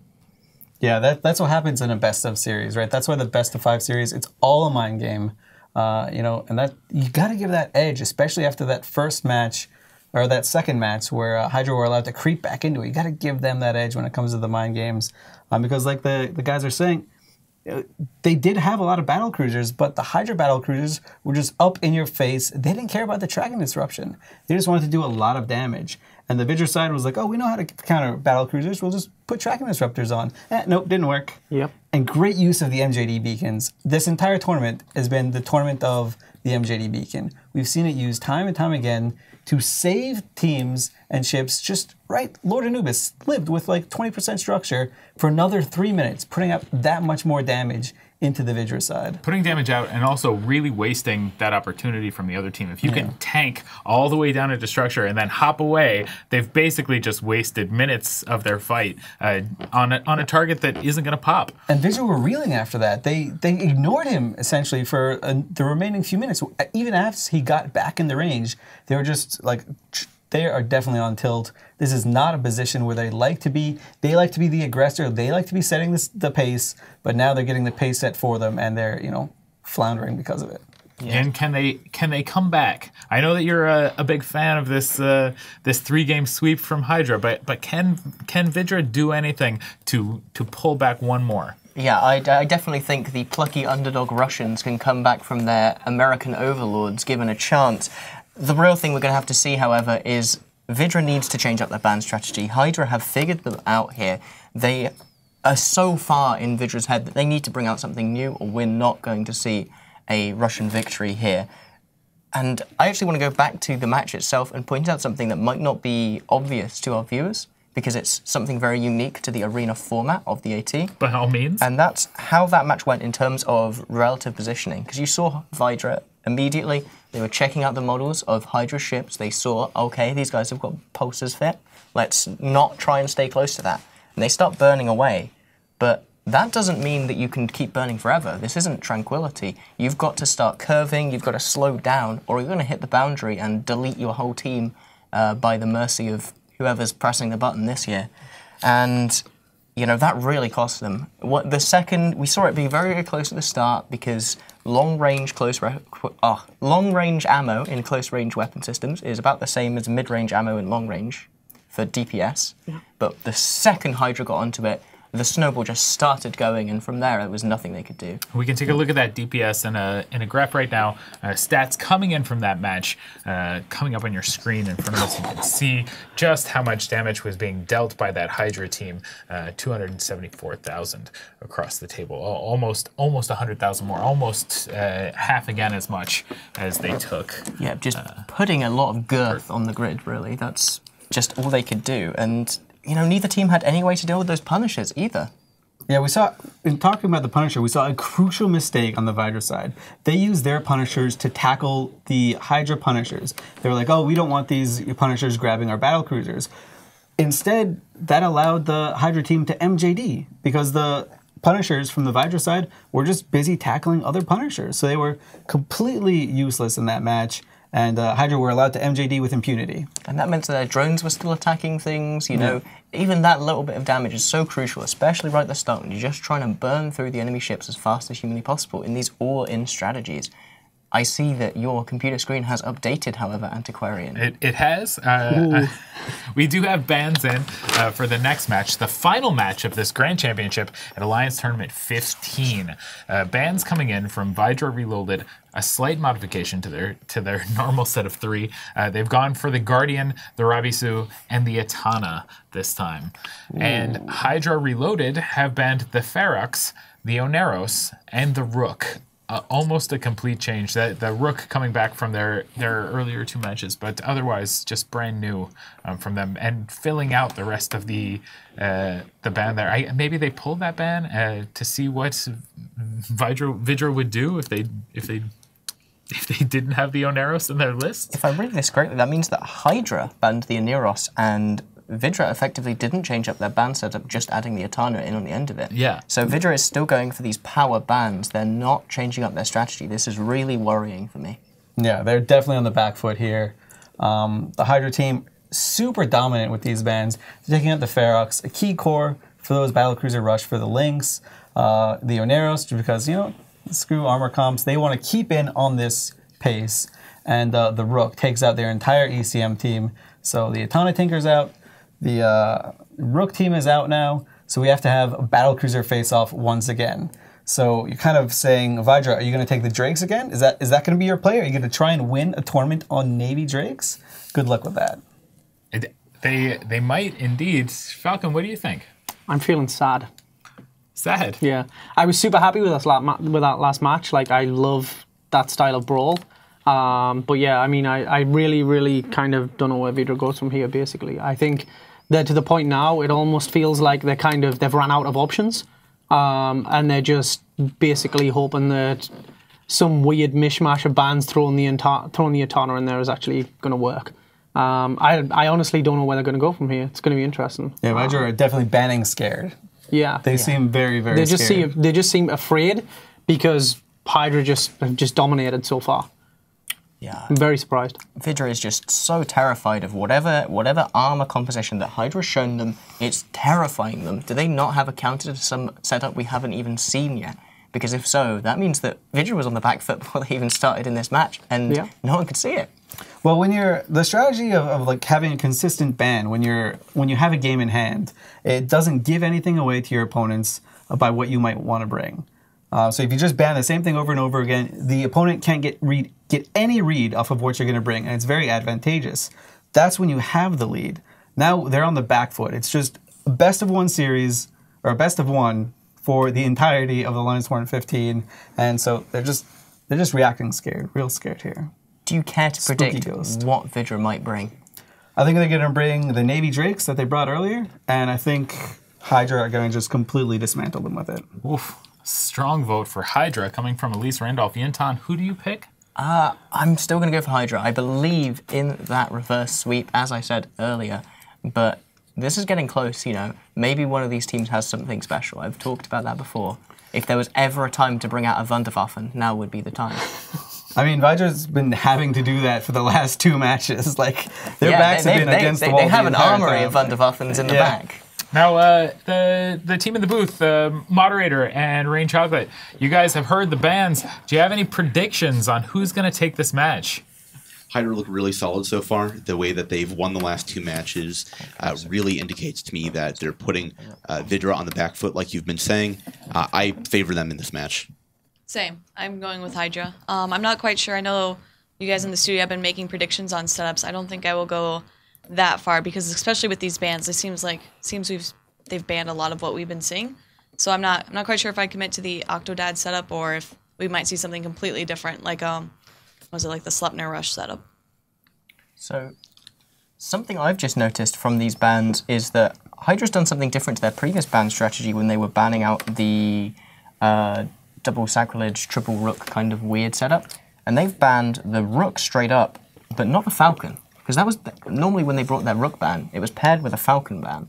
This time they haven't done that. They've just banned rook, and that leaves the falcon open. And I think HYDRA here is trying to bait VYDRA into bringing the triple rook setup so that they can bring their own perceived counter to that. I mean, the Falcon's a complete garbage substitute for the Rook. The Rook does have a good amount of damage with its missiles. The Falcon, just complete trash. That said, but I don't believe that HYDRA is going to ban a ship that they perceive to be trash in the tournament. We've seen that in the first 2 matches here. They banned Rook and Falcon together to shut off that composition, so they're potentially scared of that comp. The problem with the Falcon, the problem with an ECM team in general is you have to have damage. When you get that jam off, you have to be able to capitalize on it. You have to clear ships off the field eventually. The Falcon, it could get it. You don't really want to have your entire hopes on several jams landing back and forth. And that's what you need with the Falcon. You don't need just one jam. You need back-to-back jams because you don't have as much damage. Falcon, care to answer the lambasting of your namesake? The vicious attack on my person. No, I mean, it's Elise is right. Like, they just, the Rook is good all round. The Falcon it's like super fit for purpose. It does one thing really good, which is surprise people, basically. If you can get in on grid and it's cloaked, it uncloaks, and suddenly you can't do anything. That is just not an option in the tournament. You obviously can't cloak. So as soon as it's there and it's on grid, you know that it's there. It's paper thin as well. And it's also just doesn't have the DPS output either. So they bring those the dead, basically, I would say. Yeah. Seems like an interesting potential ban strategy trying to bait, but I don't know. I don't know.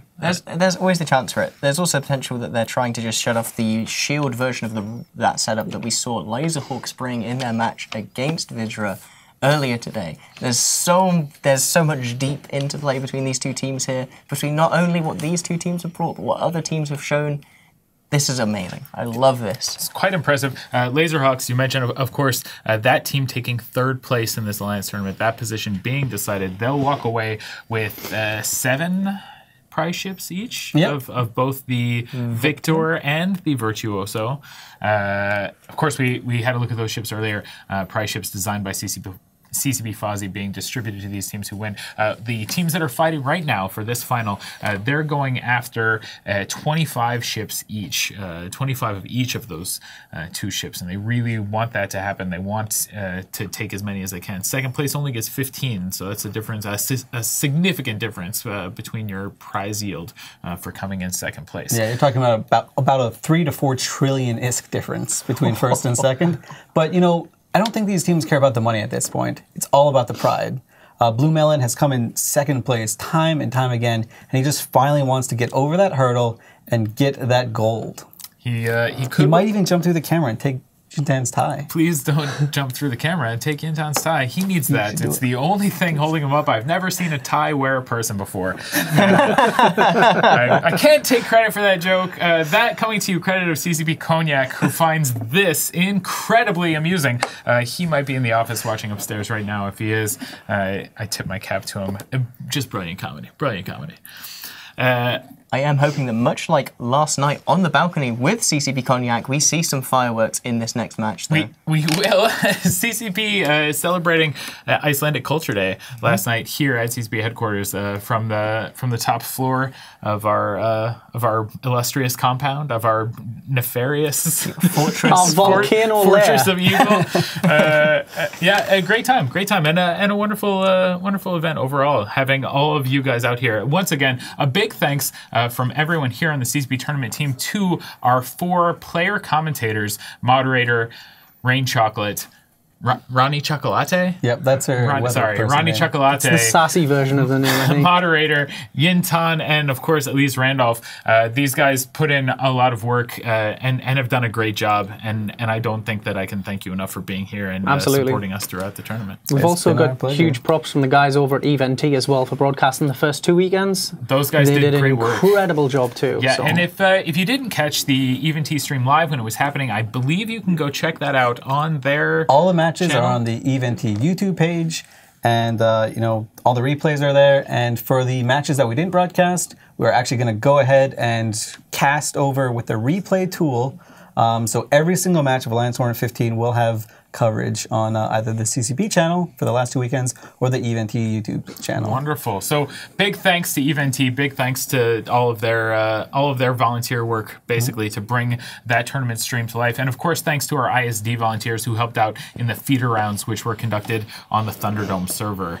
Wonderful matches there. A lot of interesting play going on as people fought to get into the top 64, which we then winnowed down significantly.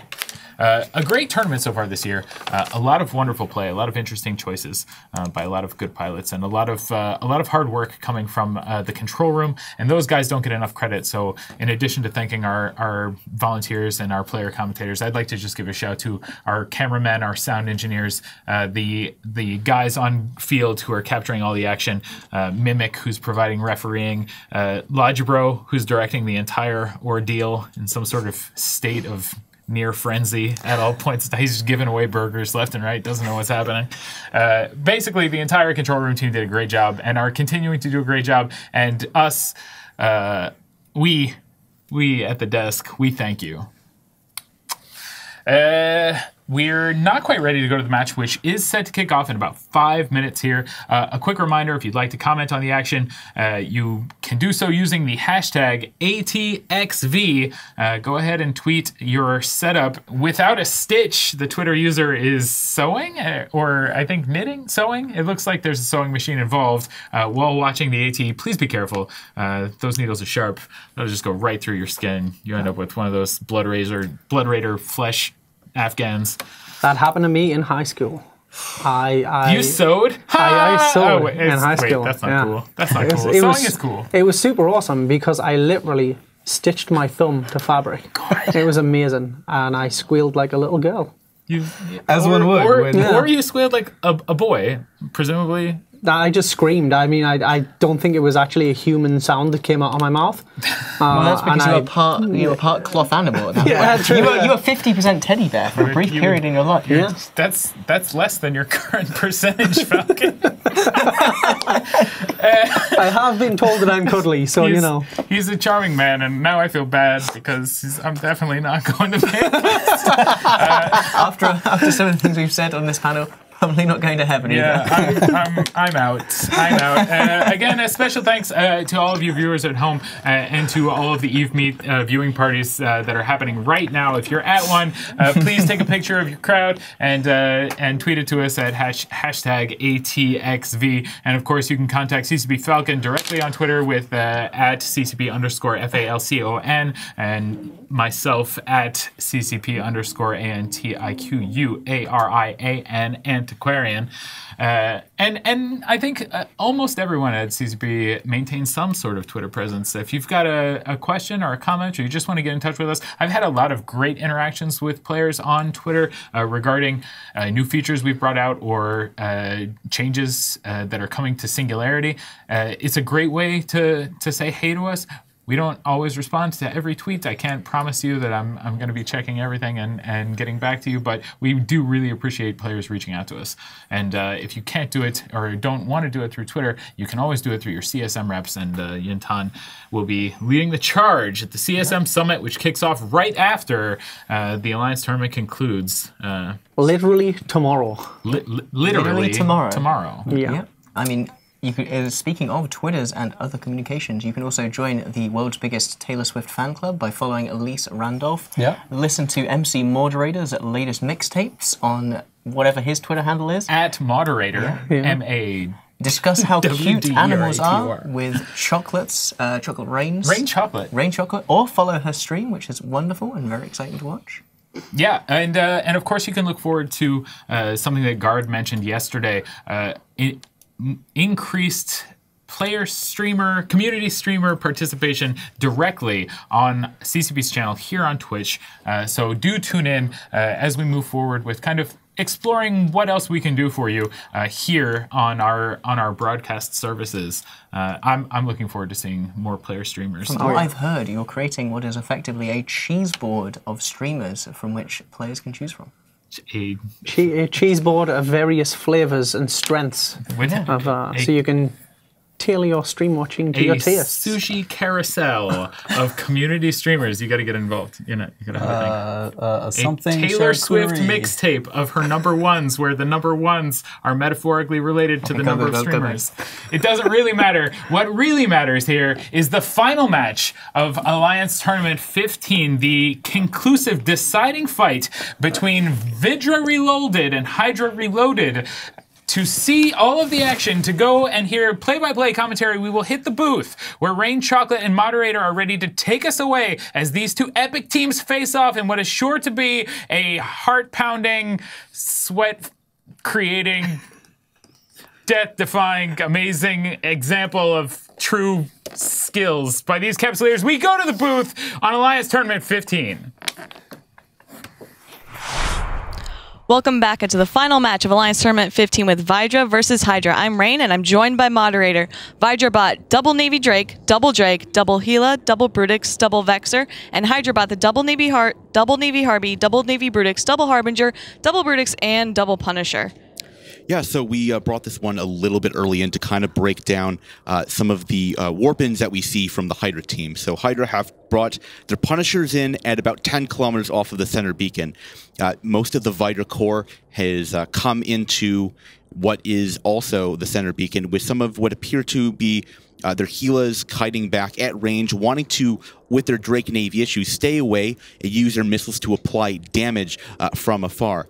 So VYDRA, they want to avoid getting tackled by those Punishers off the bat, but they also don't want to waste a lot of time shooting those Punishers. They'd be rather trying to work away at the damage. Speaking of damage, look at that massive, massive attack bar we see from HYDRA as compared to the rather minuscule one from VYDRA right now. VYDRA have to do an immaculate job at kiting and managing range compared to HYDRA if they want to secure the win. Yeah, and something else to point out is that both VYDRA and HYDRA have a very small control bar. Looks like VYDRA has a little bit more control. It could be within those drones, it could be within their mid slots of the Vexors, but at the same time, it's still not a lot. We're not going to see swarms of ECM drones. We're not going to see swarms of tracking disruptor drones. It's just going to be a little bit more control than the VYDRA team. And we have the match is now starting. We see the links going off, and immediately we're going to see people getting primaried and volleyed off the field. The Punishers are going in, and the Vexor is being primaried first, piloted by Nika Noiser. Yeah, so the Vexors, they're wanting to get rid of the mobile drone damage. It's a rather easy target. Also, Nikdomar taking a massive amount of damage, armor going rather quickly. Is this another hull tank? Yes. It is another hull tank. So another hull tank out of VYDRA working to their great effect as they are also dropping Randolph Sykes in the Vexor. Getting rid of the mobile drone damage, trying to prevent VYDRA from being able to kite this one out. Yeah, and it looks like he is attempting to burn, Nikdomar is attempting to burn to that mobile jump unit with a swarm of drones on top of him, but it did not work. And we see the target painter on the Brutix, piloted by Dorsarim, being the primary for the HYDRA team, as the Brutix piloted by Miyamoto is being primaried by VYDRA. Okay, so right now both of these Brutixes appear to be hull tanked, or possibly not. Dorsarim is dropping rather quickly as compared to Miyamoto, despite Miyamoto being the first primary. If HYDRA can use this to continue to gain momentum, they'll be in a very advantageous position. They still have a much larger attack bar, and VYDRA has no control bar. What that means is HYDRA can freely jump between beacons, and there's nothing VYDRA can do to pin those ships down. Yeah, so if VYDRA had any control, it could potentially be in scrams, preventing pilots from using those MJD beacons and getting away. And while that may seem kind of pointless in a match like this, because obviously you're not able to warp within the Alliance tournament, it is very crucial for these MJD beacons, which are used for positioning. And Knifey and the Harbinger being primaried on the HYDRA side as he falls, though VYDRA has already lost 4 pilots. Yeah, so with this, VYDRA does gain a bit of a tempo momentum. However, the Navy Drake is a primary, and they get scrammed another Drake. I cannot overstate how crucial that is. Nem and Nixor doing immaculate work in their Punishers, getting on top of the Drake, securing them, preventing them from micro-jump driving, and locking down the kitey ships that would try to project at range. Excellent work. Yeah, and VYDRA kind of has their hands tied, because if they choose to shoot these Punishers, it's taking a lot of time and damage away from killing these Navy battlecruisers, which need to die if VYDRA has any hope of winning. But at the same time, these Punishers are preventing them from being able to move across the field freely. Okay, so we can see one of the Punishers has locked down a Drake. In a couple seconds, we're going to see another Punisher burn to secure either one of the Gilas or another Navy Drake. However, Water Ubersnull is getting dropped into armor rather quickly. We don't see any repair bots. It's all damage drones all the time right now. And even though VYDRA does have more points, that Drake is getting locked down. He's getting primaried excellently. And the secondary Punisher has gotten onto Vluglass.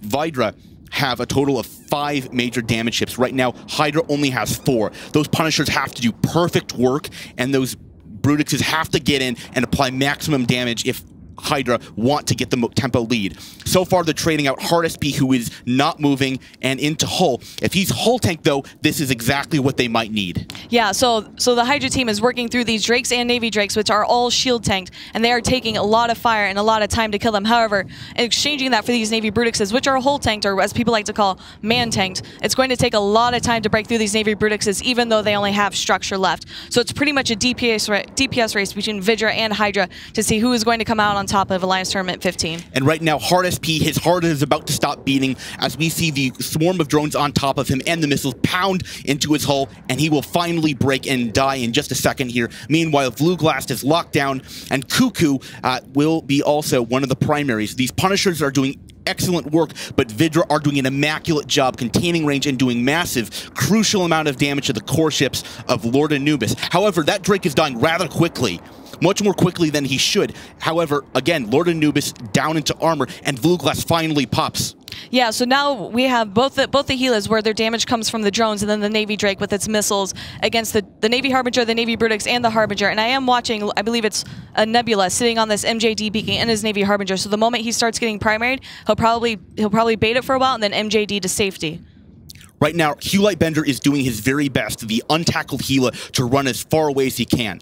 Cuckoo will die. There's no way around that. However, the question is for VYDRA, can they just out-trade? Right now, they're up 5 points. If they can secure one of these battlecruisers killed, there's no way a single solo battlecruiser can deal with a Gila and a Navy Drake. Even if the Punishers can get on top, they do a rather minuscule amount of damage. They're here for the soul tackle, and it might have been the Vexers and their damage that has allowed VYDRA to take this tempo momentum. Yeah, so we have both Casper and Nebula fighting against this Gila, trying to score the points. Casper being chased by these drones as the next primary for the VYDRA team, and he is attempting to, I would say, outrun the swarm of bots as well as trying to avoid the damage from the Navy Drake. Okay, so we can see that Nixor did get a tackle on HYDRA. The Gila has a rather low amount of capacitor pool, and it wasn't able to run away. It eventually was going to run out of cap, wanting to save it for the shield hardeners. So Nexor and Nem are doing their absolute best, and Casper has to hang on for dear life and pound into the hull of Cuckoo if he wants to break. Speaking of things that are in hull, though, Casper is taking a lot of damage. He is in hull, but he's sitting on this MJD beacon, shooting perfectly at this Gila. So the moment he starts falling, he will be able to MJD away, and Gila's using their drones for their damage. Obviously, we'll have to then fly across the field. Oh, I say that, and then he moves away from the MJD beacon. Maybe. Oh no, he actually he MJD'd, so he is now safe. Casper now getting a successful micro jump drive, allowing him to pull range. So the only ship that would be in range to deal damage to this Gila will be the Punisher that's on top of him and the Navy Harbinger of Nebula 12. Yeah, and the Navy Harbinger, I believe, seems to be the next primary. Actually, these drones are still chasing after Casper. I don't think VYDRA realized that he jumped and that he's now safe, so they're sending their drones after him. And Cuckoo is now structure is dead. So now there's only one Gila left, one Navy Drake for VYDRA, and it looks like HYDRA may be able to win this DPS race. HYDRA is going to have to do a lot, though. You never regenerate any sort of hull damage or any sort of armor damage. The one thing that these ships do have for advantage on VYDRA's side, even though we don't see any sort of a rep bar, they do have a passive tank. Well, it's only maybe 100 damage or so. With this much left on the field, it's enough to secure a lead. And look at that VYDRA defense bar. It's much larger than the HYDRA defense bar. Their attack bars are roughly equal, but HYDRA still has that control, securing the Navy Drake, and HYDRA now has capacitor to burn to range, getting out of the long-range damage of both the Navy Brutix and Navy Harbinger. And Casper is dipping into lower and lower armor, missiles and drones continuing to pound into what remains of his hull as he is dripping lower and lower. Yeah, and it looks like he may be potentially trying to burn towards another MJD beacon. However, it's pretty far from him. I don't know if he will make it at all. Okay, so if Casper can burn away from the Gila and the Navy Drake and get out of drone control range, the Punishers have them locked down. If Casper can survive, HYDRA can try to time them out and score a win against VYDRA that way. If they can do that, this would be the greatest win we've ever seen. Casper's pulling up his micro jump drive. He's at 10%. Going to try to pull range. Structure. He's at 10% structure. If he pulls this off, HYDRA has a very real chance of taking the victory that way. And he secures it! He pulls range immaculately! No, he died! No! He landed at 123 kilometers, and his inertia took him outside of the arena. So if Nebulous can kill this Navy Drake, HYDRA still has another chance. If they can kill another Drake or a Gila and survive, the Punishers, those 2 points each, will give them a point advantage. So the Drake is about at 33%. He's at a third of his shield. So he the Nebula may be able to break him. May be able to break him because these Navy Drakes are shield tanked. You can see it dipping into red as he's taking more and more damage. However, Nebula is also in half armor, and he obviously, I would say, is probably not structured tank like these Navy Brutixes, but at the same time, it's just a pure DPS race. These two Gilas, or this final Gila will bring much more damage than the Punisher. Nebula is sitting on a micro jump drive beacon himself. The Gila drones have just now come across the arena to get on top of Nebula. So Nebula, what he wants to do is jump in the direction of the Navy Drake of Pandy and finally finish off the remaining shields. If Nebula can do that and kite out the Gila, HYDRA will win on points with a minute and 30-something seconds left. I was going to say, Pandy is still taking damage. This Navy Harbinger is barely able to shoot him. But like you said, he has the MJD beacons only put him 100 away, so he can't get out of range of being able to shoot him, or they're just going to sit and lose. Yeah, this is a nail-biting match for sure. So far, it looks like one of the Punishers is taking a little bit of damage from what must have been the high slots. We see missiles coming across the field from that Navy Drake into Nebula. Nebula, however, is only armor tanked. His hull is bleeding rapidly, and what that would mean is that VYDRA, even though there's a minute left, I think it's fairly safe to call this, VYDRA Reloaded have absolutely done what no one has ever really succeeded before. Last year they came top 6. This year they will win the Alliance tournament, slaying all the heads of the Hydra. So, Tuskers got rammed, Pandemic Legion got slammed, MC Dot got jammed, VYDRA going absolutely ham and winning their first Alliance tournament ever. And as Elise Randolph would like to make fun of them, they are doing it with both Drakes and Navy Drakes, and we have good fights in local with everyone just freaking out about Pandy being able to hold off in his little Navy Drake, just killing the rest of these Punishers. That's the match. By virtuoso of securing more points at the end of the match, VYDRA will be the victors of the Alliance tournament, securing both 25 of each of the aforementioned ships, worth nearly 8 to 9 trillion-isk, roughly, between these two teams in prize ships awarded. The Punisher choosing to Sudoku himself at the end. And with that, we will send it back to the desk as time expires to break down that micro jump dive play and many others. Thank you for joining us for Alliance Tournament 15. I'm moderator, joined by Chocolate Rain.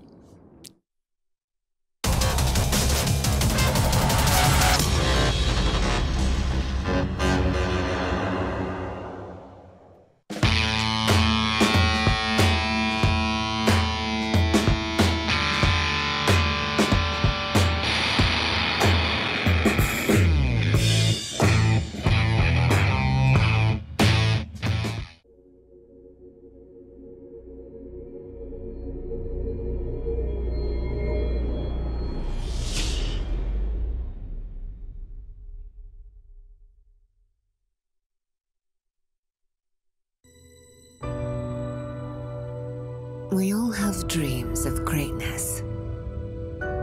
At Upwell Consortium, we have made this dream a reality.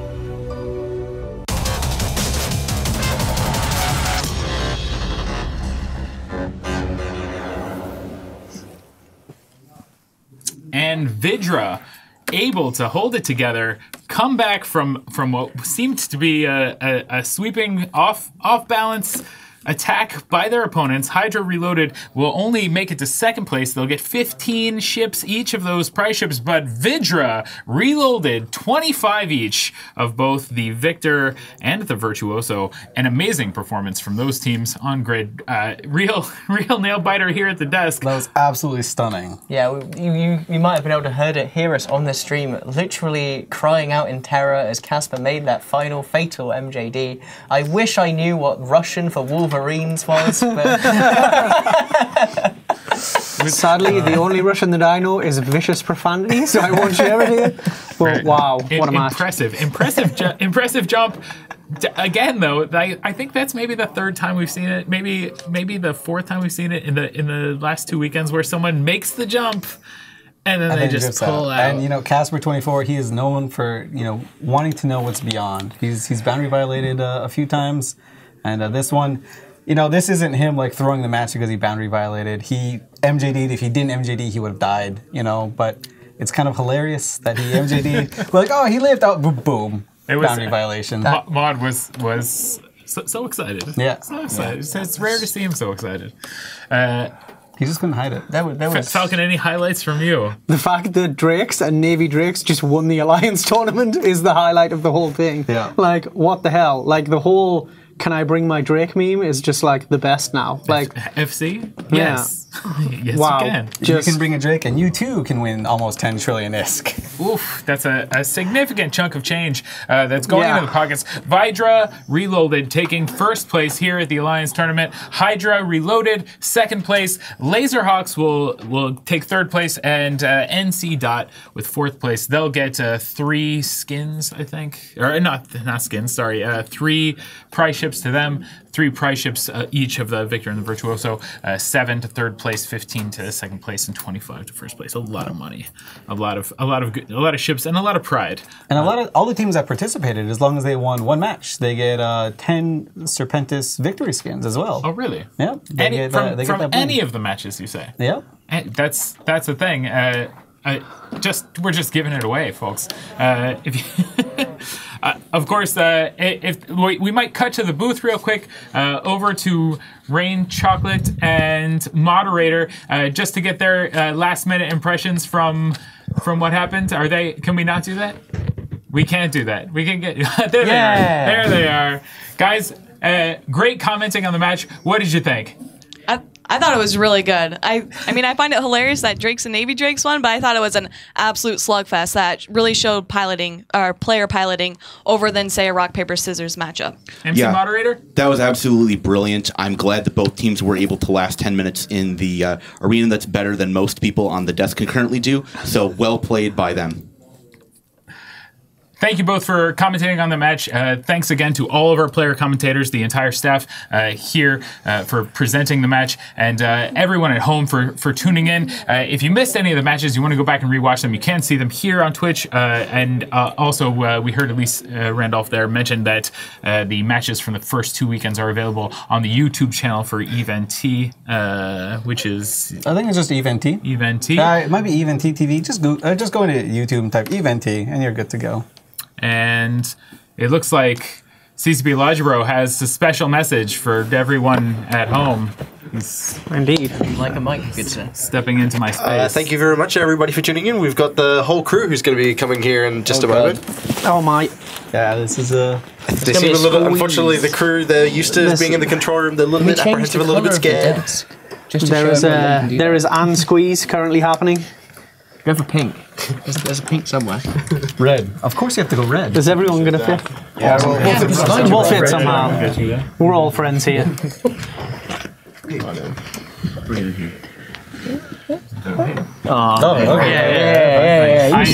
I cannot tell you how chaotic this is. We've got dozens of people chaotic in the room, as we do traditionally every year. This is the best part, and we're all so happy to be close together. On behalf of all of us here from the CCP Alliance Tournament team, thank you for viewing, and we look forward to seeing you back for Alliance Tournament 16, and to VYDRA Reloaded, we say congratulations, job well flown, and Suka Blatt.